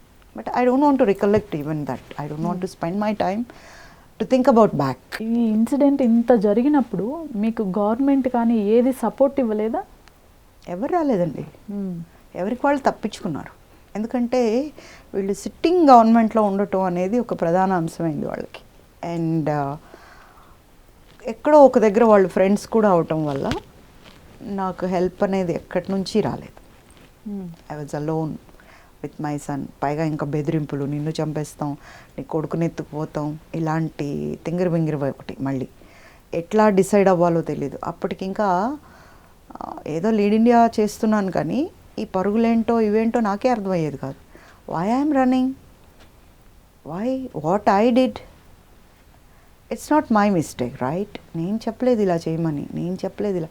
అతను ఆల్రెడీ ఆయన కమిట్ అయ్యి వాళ్ళతో హ్యాపీగా ఉంటున్నాడు, వాళ్ళతో ఆల్రెడీ సహజీవనం చేస్తున్నాడు. నన్ను అన్నాడు ఆ మాట, నేను సహజీవనం చేశాను ఆవిడతో. ఆ మాట నన్ను అడిగినప్పుడు నేను సాక్షి దీంట్లో ఉన్నా, సిట్టింగ్ చైర్లో. ఆయన నన్ను అడుగుతుంటే నేను ఇలా చూస్తున్నా, మేడం మిమ్మల్ని అడుగుతున్నాను, అతను ఇలా అన్నాడంటే, ఓ నన్నేనా, నేనేదో అమెరికా గురించి చెప్తున్నారేమో, సహజీవనం అంటే అక్కడ ఉంటుంది కానీ ఇక్కడ కాదు కదా, ఇండియా అంటే ట్రెడిషనల్ కదా, మరి ఇది ఎప్పుడు వచ్చిందా అని ఆలోచిస్తున్నాను, నన్ను అనుకోలేదండి. అప్పుడు అన్నాడు, నిజమేనండి, అందరికీ తెలుసు ఇది నిజమని, మీరే నిజమని తెలుసు, కానీ ఒక్కరు చెప్పలేదే. ఇదే ప్రెస్ బ్రదర్స్ అందరూ, అతను ప్రెస్లో పనిచేసినప్పుడు ప్రతి ప్రెస్ వ్యక్తికి తెలుసు. ఈరోజు వచ్చి నాతో మాట్లాడతారు, పూజిత గారు మీకు వచ్చి మేము మాట్లాడలేకపోయాం, ఆ సందర్భం అలాంటిది. నేనేమనలేదే, ఏమనలేదు నేను. పాపం వాళ్ళని ఎందుకు ఇబ్బంది పెట్టడం, ఏదైనా ఒకటి నెత్తి మీదకి వస్తే వాళ్ళు మళ్ళీ సిట్టింగ్లో ఉన్న వాళ్ళతో పెట్టుకుంటే వాళ్ళని ఏమైనా చేస్తే అది కూడా ఇబ్బందే కదా, గ్రడ్జ్ పెట్టుకోవటం అని. నేను ఒకటి చెప్పర్లేదు, ఏదైనా అబద్ధం కాదు కదా, నేను అతను అనేది అబద్ధం కాదు కదా, భార్యాభర్త అనేది అబద్ధం కాదు కదా. ఏమండి మామూలుగా నాకు ఒకటి అర్థం కాదు ఇప్పటికి కూడాను, నేను విట్నెస్ దీంట్లో ఇచ్చినప్పుడు అంతా ఫొటోస్ కానివ్వండి ఇవన్నీ ఇచ్చినప్పుడు రేషన్ కార్డు ఇచ్చాను. రేషన్ కార్డు ఎవరికి అలాట్ చేస్తారు? ఫ్యామిలీకి అలాట్ చేస్తారు, ఫ్యామిలీ మెంబర్స్కి అలాట్ చేస్తారు. మరి మా ఇద్దరికి అలాట్ చేసినప్పుడు ఫోటోతో సహా తీసుకున్నప్పుడు మరి గవర్నమెంటే కదా నాకు ఇచ్చింది. మరి గవర్నమెంట్ ఎందుకు నమ్మలేదు, అతని మాట ఎందుకు నమ్మింది? అతను నా భార్య కాదు అంటే ఎలా నమ్మింది గవర్నమెంట్? అతను నా పెళ్లి ఫోటోలు అని చెప్పి తగలెట్టేశాడు. ఏవో దొరికినవి, వాళ్ళ అమ్మ వాళ్ళు నాకు శ్రీమంతం చేస్తున్నవి అవన్నీ పెడితే ఊరికి వేరే అమ్మాయికి చేయరు కదా, ఇంట్లో ఎలా చేస్తారు? ఇవన్నీ ఉండి పిల్లాడు పుట్టిన దగ్గర నుంచి ఉన్న ఫోటోలు అన్నీ పెడితే ఇంత నేను ఇచ్చుకోవాల్సి వచ్చింది. లాస్ట్లో వచ్చింది నాకు ఐడియా, అవును ఇవన్నీ నేను ఎందుకు ఇస్తున్నా, నాకు మూడు కావాలంటే ఇవ్వాలి ఇవన్నీ. నేను అనలేదే ఆ మాట, ఫస్ట్ రోజే చెప్పేశాను. నా మొగుడు ఆవిడ అంది, వద్దంది కదా ఆవిడ, నాకు కావాలి విజయ్, నేను చేసుకున్నాను, నాకు కావాలి అతను అన్నప్పుడు నేను అన్న, ఓ తల్లి నువ్వు వినలేదేమో, అతన్ని కావాలనేది కాదు నా పాయింట్, నాకు అవసరమే లేదు అసలు ఎంగిలి, నాకు అక్కర్లేదు. నేను ఏం చెప్తున్నానంటే నా తర్వాత 9వ వ్యక్తి నువ్వు. ఇప్పుడు నేను ఈ సీట్లో కూర్చున్నా, నెక్స్ట్ నీదే టర్మ్ ఇక్కడ కూర్చోటానికి, ఓకే? ఆ 10వ వ్యక్తికి వెళ్ళే లోపల అతన్ని అరెస్ట్ చేయండి అంటున్నా నేను, వాళ్ళందరికీ న్యాయం చేయండి, ఎవరికేం అన్యాయం చేస్తారు నా దాకా రావద్దు, మిగతా వాళ్ళకి చేయండి అంటున్నా. నువ్వేంటి నా ఇంట పడ్డావు? మీ అమ్మ మీ నాన్న వస్తేనే నేను బయటకు వచ్చాను, నేను ముందు మీ అమ్మ నాన్న అడుక్కో అని చెప్పి. అండ్ వాళ్ళ మదర్ ఏంటంటే ఎవ్రీథింగ్ షీస్ టు షేర్, ఇలా అంట అలా అంట అడిగేది ఆవిడ, చెప్పేది ఆవిడ. నాకెందుకో ఒకరోజు ఏదో అనిపించింది, ఏంటి ఈవిడ కావాలని చెప్తుందా లేకపోతే ఇంకేంటని నేను ఇగ్నోర్ చేశాను. మనకెందుకు ఊరికే తలకాయ నొప్పి అంటే, అప్పటికి నేను సంపాదించి పెట్టుకున్న 32 lakhs ఏమో బాబుకు సర్ప్రైజ్గా ఏదైనా కొనిద్దామని పెట్టుకొని ఉన్నా. ఈ దీని పుణ్యమా అని చెప్పి అడ్వకేట్లు అంట, వాళ్ళంట వీళ్ళంట అదంతా మొత్తం అయిపోయింది. అది కూడా అయిపోయింది. అయిపోయిన తర్వాత నేను బిగ్ జీరో, చిన్న జీరో కాదు, బిగ్ జీరో అయిపోయాక ఇంకెవరికి వాళ్ళు డ్రాపు, ఎవరు ఇంకా ఊపు లేదు, ఏమీ లేదు. కేసు అయిందా, నువ్వు అక్కడికి వెళ్ళావా, ఇక్కడికి, ఎవరు వెళ్తారండి? ఎవరు కావాలంటే వాళ్ళు వెళ్తారు. నేను కంప్లైంట్ అండి, నేను చెప్పింది కదా యాక్షన్ తీసుకోవాలి. వాడిని కనీసం పోలీస్ స్టేషన్కి తీసుకురాలేకపోయారు పోలీస్ వాళ్ళు, పోలీస్ స్టేషన్కి తీసుకురాలేదు ఈ రోజు వరకు. కోర్టుకు తీసుకొచ్చి అక్కడి నుంచి అక్కడ మేనేజ్ చేసుకొని బయటికి తీసుకెళ్లారు బెయిల్లో. జడ్జి ఒక మాట అన్నారు, నన్ను బేస్ చేసి వాళ్ళ అడ్వకేట్ అంటున్నారు, నేను కూర్చొని ఉన్నా అక్కడ, ఆవిడ అంటుంది ఇతను ఆమె హస్బెండ్ అని, ఇతని వల్ల కొడుకు పుట్టాడని. అతనంటే జడ్జి అంటున్నారు, గౌరవనీయులైన జడ్జి అంటారు, మామూలుగా కూడా జడ్జి అనరు. ఆయన అంటున్నాడు, పిల్లలు పుట్టాలంటే పెళ్ళే కావాలా? కొట్టుకోవడం చోటు కొట్టేశారు అందరూ. నాకు సంబంధమే లేదు, వాళ్ళని కొట్టాలి, నన్నెందుకు కొడుతున్నారు, నన్నెందుకు అందరిలో లాగారు? 10 మంది చూశారు, తలంచుకోవాలి. మనం తప్పు చేయలేదు కాబట్టి వాళ్ళ ప్రపంచం అంతా నా వెనుకుంది. ఆ మాట ఎంత కష్టంగా ఉంటుంది భరించడం. నేను అమ్మనండి, ఒక అమ్మని నేను. అన్న మాట, పిల్లలు పుట్టాలంటే అనే మాట ఉండొచ్చు అలాంటి వాళ్ళు కూడా, బట్ నేను కాదు. నేను I'm not apt for that line. ఆ జడ్జ్ ఉంటే మాత్రం ఆయన దగ్గరికి వెళ్ళి చెప్తాను నేను, సార్ మీరు ఒకరోజు ఈ మాట చెప్పారు, తప్పు సార్, ఇంకెప్పుడు చెప్పకండి. మీరు అనాథ శరణాలయం నుంచి వచ్చారంట కాబట్టి మీకు వాల్యూస్ తెలీదు, కానీ తెలుసుకోండి, వాల్యూస్ ఉన్నాయి ఈ ప్రపంచంలో. భారతదేశంలో ఎక్కువ ఉన్నది వాల్యూస్, ట్రెడిషన్స్, అవి మర్చిపోకండి అని చెప్పొస్తాను నేను ఆయనకి, తప్పకుండా చెప్తాను. పిచ్చిగా కూర్చొని ఉంది అది నా మైండ్లో.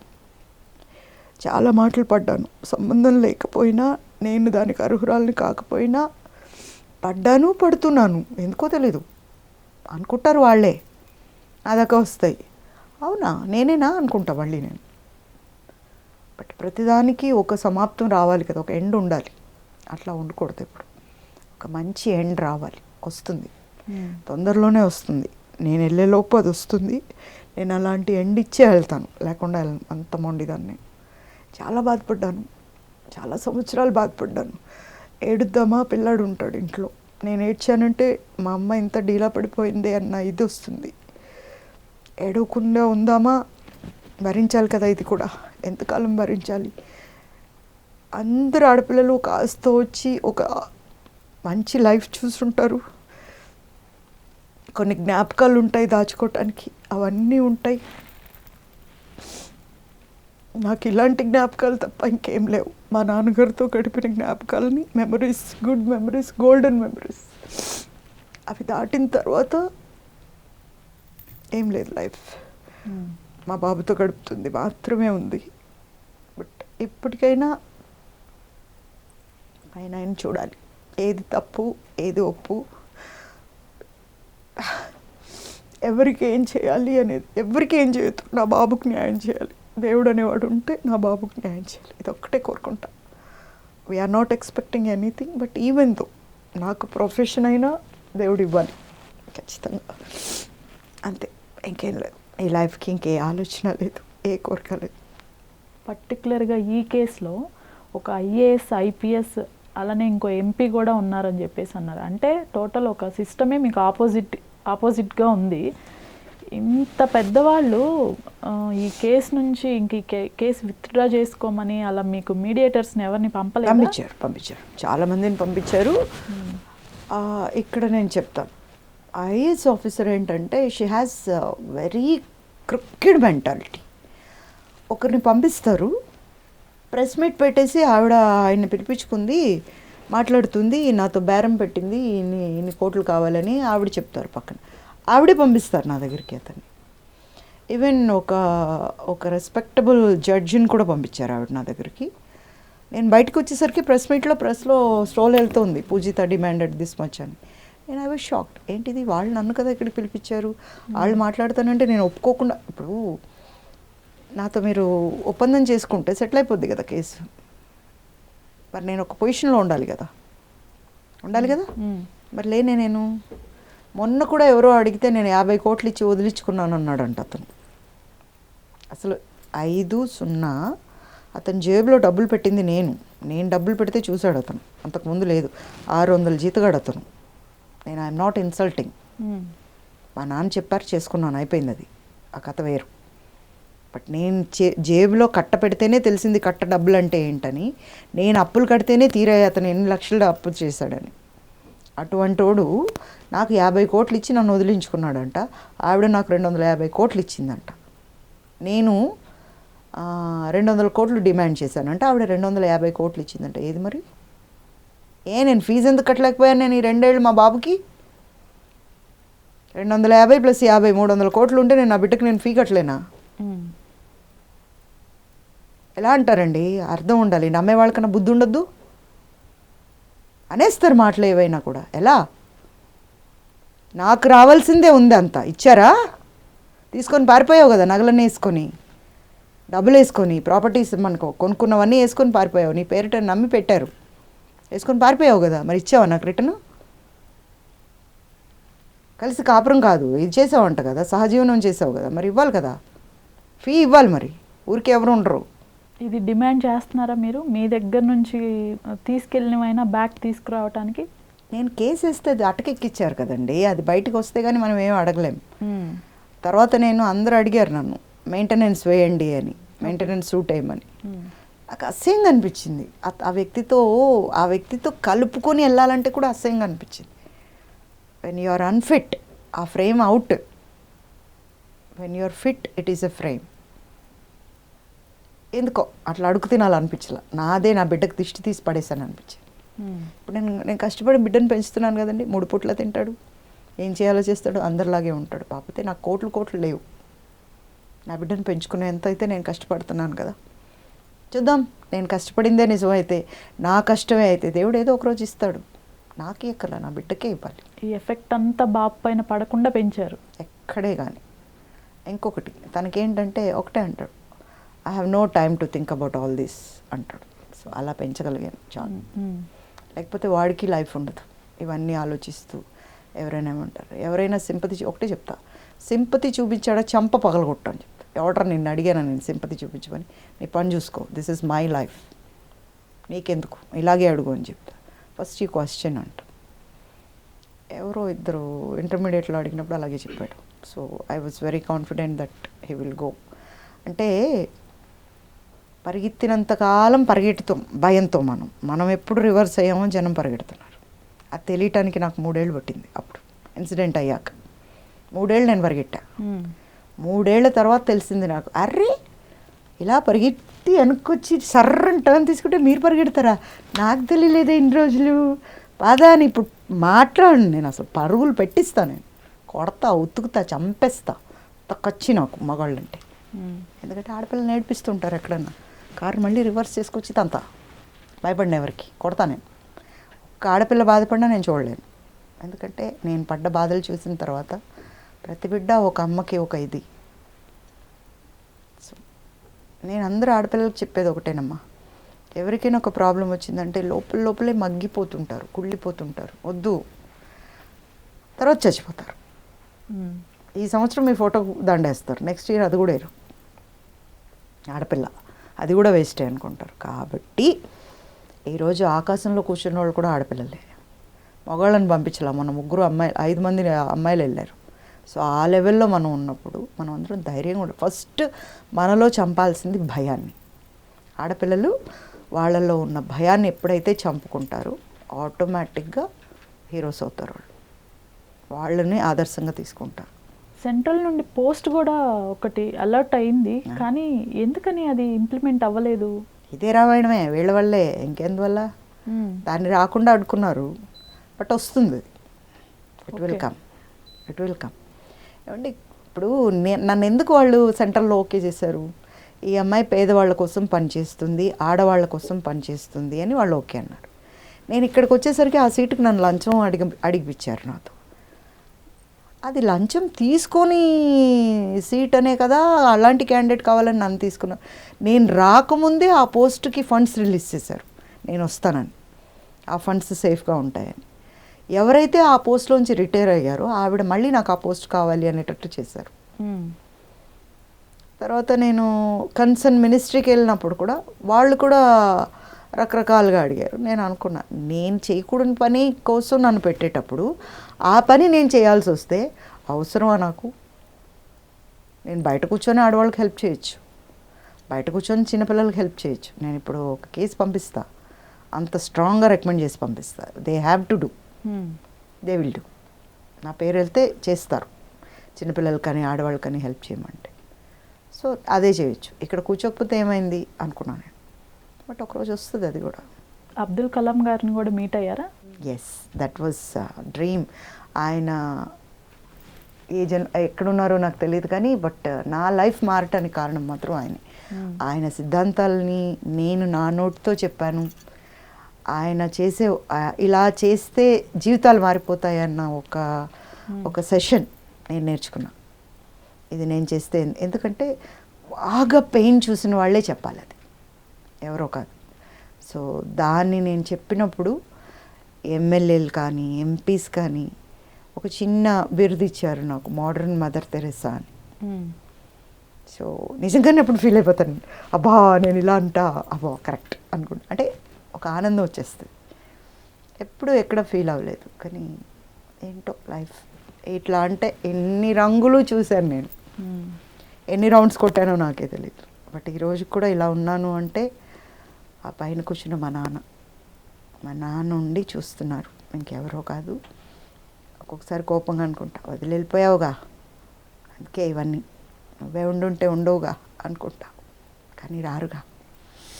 నేను పిలిచినా రారు, నేను మాట్లాడినా వినరు. బట్ పిల్లలం కదా, చూస్తుంటారు తల్లిదండ్రులు. సెకండ్ ఇన్నింగ్స్ స్టార్ట్ చేశారు. ఎస్. ఇప్పుడు ఏ ప్రాజెక్ట్స్ చేస్తున్నారు? ఇంకా మనకు షూటింగ్స్ అయితే ఫుల్ ప్లెడ్జ్డ్గా స్టార్ట్ అవ్వలేదు. అందులో ఇప్పుడు శూన్యమాసం స్టార్ట్ అవుతుంది కాబట్టి మళ్ళీ మనకు ఏంటిది భోగితో పోద్ది అంటారు కదా, సంక్రాంతి నుంచి స్టార్ట్ అవుతాయి. So I'm also waiting for that and I have to work more movies. ఏవైనా సైన్ చేశారా? 2 సైన్ చేసేసాను. ఓకే. ఇంకా కొంచెం మూవీస్ అండి, సీరియల్స్? మూవీస్ సీరియల్స్ అడుగుతున్నారు. అంటే ఇక్కడ ప్రాబ్లం ఏమొస్తుందంటే సీరియల్స్ అంటే టైం ఎక్కువ కావాలి. మూవీస్ అయితే కొంచెం పటపట చేసుకొని వెళ్ళిపోవచ్చు, 2 రోజులు 3 రోజులు అంటే చేసేయచ్చు. చూడాలి, ఏదైనా మంచి క్యారెక్టర్ పడినప్పుడు, లీడ్ రోల్ పడిందంటే సీరియల్ కూడా అలాంటిది. పర్టికులర్గా ఇలాంటి క్యారెక్టర్ చేయాలి అని ఏదైనా ఉందా మీకు? డ్రీమ్ రోల్ అంటారు. రెండు ఉన్నాయి. ఒకటి పిచ్చమ్మాయి లాగా చేయాలని, నేనే రాశాను కథ కూడా, బాగుంటుంది, జనం అలా కూర్చుని పోతారు అలాంటి కథ. ఇంకొకటి అంతులేని కథల జయప్రద గారు చేశారు చూడండి, అలాంటి క్యారెక్టర్ ఒకటి చేయాలి. మీరు సాంగ్ కూడా రాశారంట కదా? అవును, అది నాకు భామ సత్యభామ అని సీరియల్ కోసం రాశాను నేను. ఓకే, ఆడపిల్ల గురించి. ఏదైనా ఒక 2 లైన్స్. నాకు పాడటం రాదు. అష్టమి నాటి కష్టాలన్నీ నాకే లేవమ్మా, ఆడపిల్లగా పుట్టానని అలుసైనానమ్మా, ఆరారు ఆయిరారు ఆరారు ఆయిరారు, బావా బావా నాన్నని బావే ముంచాడు, బావ తప్ప ఏమి తెలియని నాకు ఏదో పట్టింది, ఆరారు ఆయిరారు. సూపర్ అండి, చాలా బాగా పాడారు. అయ్యో రాదమ్మా, అది అలా ఉంటే బాగుంటుంది అని రాసుకున్నాను. అన్ని అమ్మాయిలు పడే కష్టాలు. ఆ అమ్మాయి అష్టం రోజు పుట్టిందని పడ్డానా, లేకపోతే ఏంటి, ఎందుకు వస్తున్నాయి నాకు ఇలాంటి అంటే పెళ్ళైన ఆడదానికి వస్తుంది, పెళ్ళి కాకపోయినా వస్తుంది, అటు ఇటు కాకుండా ఉన్నా వస్తుంది. కానీ అంటే ఆడదాని లైఫే కష్టాల కోసమా అన్నది. It's a beautiful subject. And మొన్న ఇంకోటి ఏదో ఇప్పుడు పిచ్ క్యారెక్టర్ అన్నాను కదా, అదొకటి రాశారు, బాగుంటుంది. ఇంత అందం, అభినయం ఇట్లా మెయింటైన్ చేస్తూ వస్తున్నారు, బట్ ఎందుకని ఎక్కువ ఛాన్సెస్ రాకపోవటానికి రీజన్? మన వెనకాల ఉంటారు కదమ్మా. ఇప్పుడు మనకు కొన్ని జరిగినాయి, వాళ్ళు ఊరుకోరుగా, ఏదో ఒక విధంగా దెబ్బ కొట్టాలి, ఏ విధంగా ఇప్పుడు ఒక కేసులో మేజర్ A1 అనేవాళ్ళు తప్పుకుంటే కేసు తేలిపోద్ది. A1 నేనే కదా. సో అలాంటప్పుడు నేను లేకపోతే ఏ ప్రాబ్లం ఉండదనే ఆలోచన ఉంటుంది కదా. దాన్ని ఏ విధంగా దెబ్బతీస్తారు చూడమ్మా, ఎవరు ఏం చేసినా ఇక్కడ మనకు ఒక రాత్రి రాసేసి ఉంటుంది ఆల్రెడీ, ఎప్పుడు రావాలి ఎప్పుడు పోవాలి అనేది. అది కూడా ఆయన రాసి ఉంటాడు. అలాగే ఆ ఉన్నంత వరకు ఎలా చూడాలో కూడా ఆయనే చూస్తాడు. సో ఏదో ఒక రోజు ఇస్తాడు. నారిపోసాడు, నీరు పోయిపోతే ఎలాగా. ఇంతకు ముందున్న యాక్టర్స్కి కానీ హీరోయిన్స్కి కానీ ఇప్పుడున్న వాళ్ళకి కానీ డిఫరెన్స్ తెలుస్తుందా? బాగా తెలుస్తుంది కదా. ఏంటంటే మేము షూటింగ్కి వచ్చినప్పుడు అదొక గుడి, దేవాలయానికి వస్తాం, మా మేకప్ కిట్కి దండం పెడతాం, హెయిర్ డ్రెస్సర్ వస్తారు, మేకప్ మ్యాన్ కాళ్ళ దండం పెడతాం, హెయిర్ డ్రెస్సర్కి దండం పెడతాం, తర్వాత మా కాస్ట్యూమర్కి దండం పెట్టి వర్క్ స్టార్ట్ చేసుకొని స్క్రిప్ట్ తెప్పించి ఆ రోజు సీన్ చదివేసి స్క్రీన్ చెప్పించుకుంటాం, సీన్ ఏంటి అని అడిగి దాన్ని ఎలా చేయాలి, ఓకే డన్, ఇంతమంది ఉన్నాం, 4, ఓకే ఈ 4లో మనం ఎలా డామినేట్ చేయగలం ఫిక్స్ అయిపోయాక అప్పుడు టిఫిన్ అడిగేవాళ్ళు, టిఫిన్ పెట్టండి అని. నేను ఇప్పుడు కొత్త వాళ్ళతో చేస్తున్నాను కదా, చేస్తున్నప్పుడు రావటం టిఫిను, తర్వాత సోది, ఉప్పర్ సోది, తర్వాత వేసుకోకుండా ఫోన్లు, మొబైల్, మేకప్ వేసుకోవాలి కానీ వేసుకోకుండా మొబైల్, తర్వాత వాళ్ళు వచ్చి షార్ట్ రెడీ అన్నప్పుడు అప్పుడు రెడీ అయ్యి లేట్గా వస్తేనే ఒక కిక్కు, లేట్గా వచ్చిన వాళ్ళే ఒక స్టార్ అన్న ఫీలింగ్లో ఉన్నారు. ఫస్ట్ స్క్రిప్ట్ ఏంటి, నీ క్యారెక్టర్ ఏంటి, ఆ ఇంబైబ్మెంట్ నేను చూడలేదు ఈరోజు కూడా. నో, అలా లేదు, అంత mechanical, it's not meant for you అనేది లేదు దాంట్లో. ఈరోజు మేము ఎలా ఉంటామంటే మా సీన్ రా చెప్తా నీకు అన్నట్టు ఉండేది. అంటే నీకు నేను చెప్తా చూడు ఇప్పుడు అని. ఫస్ట్ రెండు రిహార్సల్స్ చేస్తాం. రిహార్సల్స్లో చేసింది అక్కడ చేయం, ఎందుకంటే రిహార్సల్స్లో నేను చేసింది మీరు చూసేస్తారు, నాకు ఆన్సర్ చెప్తారు. ఆ రిహార్సల్ చేస్తున్నప్పుడు పక్కకు వచ్చి టేక్ అనగానే అప్పుడు మార్చి ఒరిజినల్ చేస్తాం, అలా కొడతాం అన్నమాట. అంటే మన ప్రొఫెషనల్ ఇదంతా అక్కడ చూపిస్తాం. నువ్వు ఇలా అంటే నేను అలా అంట, ఏదో ఒకటి. ఇక్కడ ఒక కన్నడ పెదరాయుడులో సౌందర్య క్యారెక్టర్ నేను చేశా. ఆ దీంట్లో ఒక చోట అంతా మాట్లాడుతూనే ఉంటారు, ఖుష్బు గారు చేశారు. అక్కడ మాట్లాడుతుంటారు సీన్ అంతా అయిపోయాక నేను ఒకటే ఎక్స్ప్రెషన్ ఊరికే పోవే అని. అసలు అయిపోయాక డైరెక్టర్ గారు టీం కొడుతున్నారు చెప్పట్లు. అసలు నేను ఆవిడకి అనుకున్నా, కాదు నాకని చెప్పారు. తర్వాత ఏమి ఇచ్చారండి ఆన్సర్ ఒక్క మాటకి. అంబరీష్ గారు కూడా అంత అప్రిషియేట్ చేశారు. అంటే ఎప్పుడు వర్క్ మీద ఉండేది, వర్క్లో చూపించుకోవాలి మనం. ఇవన్నీ ఏంటండి జల్లస్లో. ఇప్పుడు మూవీస్ ఫాలో అవుతున్నారా? ఎక్కువ రాసుకుంటూ ఉంటాను, తక్కువ చూస్తాను. ఇంకోటి చెప్పిన మా ఇంట్లో టీవీ ఉండదు. ఆల్రెడీ తెలుసు నాకు, అందుకే అడగలేదు. బాబు బాబు కోసం. కోసం మా ఇంట్లో టీవీ ఉండదు.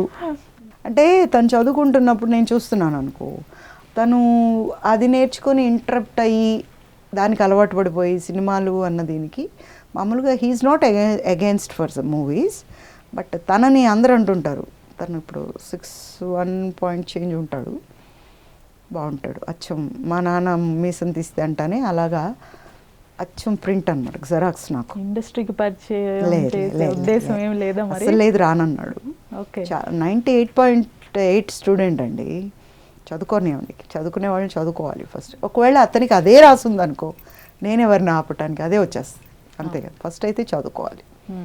And he's planning for abroad. So good, he got very good name in the college also, and good student, good behaviour. ఇప్పుడు ప్రెసెంట్ ఉన్న హీరోస్లో కానీ హీరోయిన్స్లో కానీ ఎవరి పర్ఫార్మెన్స్ బాగా నచ్చుతుంది? Heroes junior NTR, Allu Arjun, Ram Charan, Prabhas. అందరి పేర్లు చెప్పేస్తున్నారు. కాదు, కొన్ని సినిమాలే చూసా వాళ్ళవి నేను. ఓకే. దాంట్లో నాకు నచ్చినందుకు చెప్తున్నా. ఇదివరకు రామ్ చరణ్ గారి సినిమాలు నేను చూడలా. రంగస్థలం చూసాక he's a very good artist అనిపించింది, మగధీరా కంటే కూడా. మగధీరాలో నాకేం పెద్ద, it's a commercial movie, but నాకు రంగస్థలంలో చేశాక అతనిలో నటుడు కనిపించాడు నాకు. Okay. Junior NTR is born for acting. అబ్బాయి నరంలో ఉంది, సో కామెంటే లేదు దాని మీద. కమింగ్ టు ప్రభాస్ గారు, లవర్స్ బాయ్గా వచ్చారు, తర్వాత ఎంటర్టైన్మెంట్లో వచ్చారు, but he also has good talented artist ఆయన. తర్వాత Allu Arjun also born for that only. And stylish hero అనే కాదు, బట్ అన్నింటి కూడా బాగా చేస్తాడు తను. బాగుంటుంది ఎంటర్టైన్మెంట్.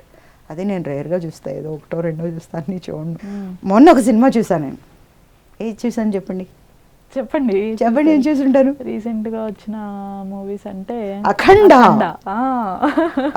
అబ్బా, అసలు నేను చెప్తాను దీని గురించి బాగా చెప్పాలి, బాగా టెలికాస్ట్ చేయండి దీన్ని. షూర్. పిల్లలందరూ, ఈ యూత్లో ఉన్న వాళ్ళందరూ బాలకృష్ణ గారిని ఒక జోకర్గా వాడుకుంటారు కొన్ని చోట్ల. అలాంటి ఒక వ్యక్తి, వంశంలో నుంచిన ఒక వ్యక్తిని చాలా సినిమాలు చేశారు ఆయన. బాగా ముద్దుల మావయ్య అవన్నీ చేసినప్పుడు చంకలు గుద్దుకొని చూసాంగా, బాగున్నాడు, బాగా చేశాడు అన్నాంగా. మరి సడన్గా బాలకృష్ణ గారిని ఎందుకు కామెంట్ చేస్తున్నారు? అది కూడా చాలా దారుణంగా ట్రోల్ చేస్తున్నారు ఆయన్ని. అది నేను చూసినప్పుడు అంతా తిడతాను స్టూడెంట్స్ని. చదువుకోవడానికి వచ్చారా మీరు, ఇట్లా పనికి మనల్ని కామెంట్లు చేయటానికి? ఆయన గురించి మీకేం తెలుసు అని. యాక్చువల్గా అండి, నేను ఒక ఆర్టిస్ట్ని, ఆయన ఒక ఆర్టిస్ట్. డైరెక్టర్ ఫస్ట్ రైటర్ రాస్తాడు, డైరెక్టర్ ఇలా చేయమంటాడు, ప్రొడ్యూసర్ ఫైనాన్స్ చేస్తాడు, ఆర్టిస్ట్ ఏం చెప్తే చేస్తారు. బాలకృష్ణ గారు రాసుకోవట్లా కదా, ఇలా కొడితే అవే ఎగరాలి, ఇలా అంటే ఎగరాలి అని ఆయన రాసుకోవట్లా. అలాంటిది ఆయన మీద ఎప్పుడో ఒక సినిమాలో పండింది కాబట్టి డిఫరెంట్గా చేయటం వల్ల మీరు చూసి ఎంజాయ్ చేయటం వల్లే కదా ఇంకొక కథ రాశారు. అంతేకాని ఆయన్ని మీరు ఆడుకోవటం ఏంటి? మీ వయసు ఎంత, ఆయన వయసు ఎంత, ఆయన ఎక్కడా, మీరెక్కడా? నేను ఒకటే చెప్తా, ఈ పిల్లాడు కానీ పెద్దాడు కానీ ఎవడన్నా కానీ ఆయన స్థానానికి నేను ఆయన కాసేపు బ్రతిమలి, సార్ కాసేపు మీరు ఆగండి, మీ రోల్ అతను చేస్తాడు, కాసేపు మనం చూద్దాం సార్ అంట, రా నా ఎంబట్రా నేను తీసుకెళ్తా అంట. ఇలాగే పెడతాను నేను వాళ్ళకి కామెంట్. కాబట్టి మూసుకొని జాగ్రత్తగా ఉండండి, ఇంకొకసారి మాట్లాడు ఎవరనుకుంటున్నారు ఆయన్ని. దాని అంతటికీ సమాధానం అఖండ. అబ్బో నాకు పిచ్చికిపోయిందండి నిజంగా. థియేటర్లో చూసాను నేను ఇది. అసలు అందరిలోకి అతిగా అల్లరి చేసింది ఆయన. అరుస్తూనే ఉన్నా నేను. ఏం చేశారండి బాలకృష్ణ గారు అసలు. సాయంత్రం వెళ్తాను, రేపు వెళ్తాను, ఆయన ఎత్తు బొకే తీసుకెళ్తాను నేను. అసలు మైండ్ బ్లోయింగ్. అబ్బా ఏం సినిమా అండి అసలు. ఏది బాగా నచ్చింది మీకు అందులో? ఇందులో నాకు సెకండ్ క్యారెక్టర్, అఖండ క్యారెక్టర్లో మామూలుగా బాలకృష్ణ గారు ఒక్కొక్కసారి కొంచెం ఊగుతూ చేస్తారు, అవేమీ లేకుండా. ఒక శివుడు అనే క్యారెక్టర్లో శివుడు అనేవాడు ఊగడు, శివుడు అనేవాడు నిలకడగా ఉంటాడు అనేదాన్ని ఆయన ఎంత బాగా చెప్పారంటే, అసలు బాలకృష్ణ గారే నాకు పిచ్చిక్కిపోయిందండి. నేను అర్జెంట్గా కలవాలి ఆయన్ని. అబ్బో అసలు నాకు నిద్ర రాలేదు సినిమా చూసి, అరుస్తూనే ఉన్నా నేను. అసలు మా అక్క అయితే ఏమైంది నీకు, అసలు నాకు పిచ్చికేస్తుంది. నేను అసలు హైదరాబాద్ వెళ్ళిపోవాలి అర్జెంట్గా, నేను వెళ్ళిపోయి నేను బాలకృష్ణ గారిని చూసేయాలి నేను. ఆయన కెరీర్లో అలా నిలిచిపోద్ది సినిమా. ఎక్కడికో వెళ్ళిపోయిందండి సినిమా అసలు. అవును. అందరి ఒక సినిమాలో ఎక్కడో ఒక దగ్గర ఒక తప్పు ఉంటుంది, అలాంటి తప్పే లేదు. అంత ఈజీగా వెళ్ళిపోయింది సినిమా. సినిమా అయిపోతే ఏంటి సినిమా అయిపోయిందా అనిపించింది. మామూలుగా బాలకృష్ణ గారి సినిమాలు అంటే గోల గోల గోల అల్లరయ్యి సినిమా అయిపోయింది అనిపిస్తుంది. కానీ ఈ సినిమా అయిపోయిందంటే అసలు నమ్మలేదు తెలుసా. ఎంత బాగుందో సినిమా, అంత బాగుంది అసలు. డైలాగ్ డెలివరీ ఇచ్చారు అసలు ఆయన. హ్యాట్స్ ఆఫ్ సార్, చాలా బాగా చేశారు, చాలా చాలా బాగా. అంటే మనం ఎంత వాళ్ళు బాగా చేశారంటానికి. కానీ థియేటర్లో కూర్చున్నప్పటి నుండి బట్టలు చింపుకుంటున్నారు, అవన్నీ పగలు కొట్టేసుకుంటున్నారు, కాయిన్స్ విసిరేస్తున్నారు, డబ్బులు వేస్తున్నారు. అసలు అవన్నీ చేసి ఇంకా పిచ్చి వచ్చేస్తున్నారు అసలు. హీరోయిన్స్ అండి గుర్తుంచుకోగలిగినంత హీరోయిన్స్ ఎవరు లేరు. అండ్ ఇదివరకు అయితే ఉండేవాళ్ళు, కానీ ఇప్పుడు వచ్చిన వాళ్ళలో ఎవరు వచ్చినా ఉట్టి గ్లామర్ డాల్గా చూపెడుతున్నారు, కానీ పర్ఫార్మెన్స్కి ఎక్కడ ఛాన్స్ లేదు. అలా గుర్తుంచుకోగలిగిన వాళ్ళు ఎవరున్నారు బా? ఎవరు లేరండి. నేను ఇది విన్నాను, లక్ష్మీ పార్వతి గారు కూడా మీ పైన కేసు వేశారు అని. ఇదేంటంటే యాక్చువల్గా అమ్మో అల్లుడా అని ఒక సినిమా తీశారు. అవును. అది నేను లేడీస్ స్పెషల్ ప్రొడ్యూసరే కోనేరు రవీంద్ర గారు తీశారు. ఓకే. ఆయన నన్ను బ్రతిమాలి ఎక్కడో ఏదో సినిమాలో ఉంటే అమ్మ ఇది ప్రతి ఫ్రేము నువ్వే అలాంటి సినిమా అని చెప్పి తీసుకొచ్చారు. But by the time he never mentioned it's a character of Lakshmi Parvathi గారు అని. ఈ సెడ్ ఇది రామారావు గారు కనిపిస్తారు ఈ సినిమాలో అని, ఆయన భార్యవి నువ్వు అని చెప్పి తీసుకొచ్చారు. అండ్ నేను తెలుగు బాగా చెప్పడం మొదలెట్టాక సింగిల్ టేక్లో ఉంటాను ఇప్పుడు నేను. ఓకే. సో ఆయన రైటర్, ఆయనే పొలిటికల్ సినిమా లాగా తీశారు దాన్ని. నేను ఒక సినిమా ఆ సినిమా క్లైమాక్స్ చేస్తున్నాము. ఎన్టీ రామారావు గారు చనిపోయినప్పుడు రఘునాథ్ రెడ్డి గారు చేశారు. ఆయన చనిపోయినప్పుడు నిజంగా ఎన్టీ రామారావు గారు చనిపోయినప్పుడు నేను వెళ్ళాను చూడటానికి. ఇంటికి వెళ్ళాను, అక్కడికి స్టేడియంకి కూడా వెళ్ళాను. అక్కడ కొన్ని ఇన్సిడెంట్లు ఆవిడ చేసింది నేను చూసా. అయ్యో ఏంటి ఇవిడ ఇలా చేస్తుంది అనుకొని వచ్చేసాను నేను. అది నా మనసులో ఉండింది. ఆ క్యారెక్టర్ చేస్తున్నప్పుడు టప్పు నాకు పడింది అది. ఈవిడ ఆ రోజు ఇలా చేశారు కదా అని నేను కూడా అవే చేశాను. ఆ చేయటం ఆవిడకి బాగా తగిలింది. అంటే ఇప్పుడు మీరు చేసిన మాట మీరు ఇప్పుడు నన్ను అన్నట్టు నేను పోయి బయట చెప్తే మీకు తగులుతుంది కదా, అట్లా డైరెక్ట్గా తగిలింది ఆవిడకి. ఆవిడ ఏం చేశారో అదే చేశాను నేను. పివి నరసింహరావు గారు వచ్చేటప్పటికి ఆవిడ అంతసేపు కూర్చొని టీ తాగుతుంది. సడన్గా వెళ్ళి ఆవిడ పడిపోయి ఏడ్చారు ఆవిడ. అప్పుడు నేను ఉన్నా అక్కడ. అది నేను చూసా. ఓహో ఫస్ట్ మామూలుగా కూర్చోవాలి, ఎవరైనా వస్తే బాగా ఏడవాలి, ఓహో ఇది అనే పాయింట్ కూర్చొని అది అలాగే ప్రింట్ కట్ చేస్తే బాంబులతో లేపేస్తా నీ ఇల్లు, నీవు ఎక్కడికి వెళ్తే నీ ముఖం మీద యాసిడ్ పోస్తాం, ఆ తర్వాత నీ మీద కేసు పెడతాం అని పెట్టారు. మళ్ళీ వాళ్ళు చూసుకున్నారు. ఆ అమ్మాయికి నాకేం సంబంధం అండి, ఆవిడే మళ్ళీ మంచి సినిమా మామూలుగా మా సినిమా కూడా చెయ్యి అని చెప్పి నాకు డబ్బులు ఇస్తే నేను సినిమా చేస్తా. నేను ఆర్టిస్ట్, నేను ఎవరికైనా చేస్తా. అది రైటర్ని అడగాలి. నువ్వు రాసింది రైటరు, తీసింది ప్రొడ్యూసరు, యాక్షన్ చెప్పింది డైరెక్టర్, నాకేంటి సంబంధం? ఆమె ఓన్లీ ఆర్టిస్ట్ అంతే. నేను కాదు కదా, నేను మీరు అవ్వలేను, నేనే. అలా అంతే తేలిపోయింది. తర్వాత నేను 2-3 సార్లు ఫంక్షన్స్లో కలిసినప్పుడు కూడా నాతో సరిగ్గా మాట్లాడరు ఆవిడ. ఓకే. ఓకే, అలా తిప్పుకొని వెళ్ళిపోతారు. త్వరలో నేను మిమ్మల్ని చైల్డ్ వెల్ఫేర్ చైర్మన్గా చూడాలి, అలానే మంచి మంచి క్యారెక్టర్స్లో చూడాలి. I wish you all your dreams comes true. Thank you so much. Thank you so much. Thank you so much.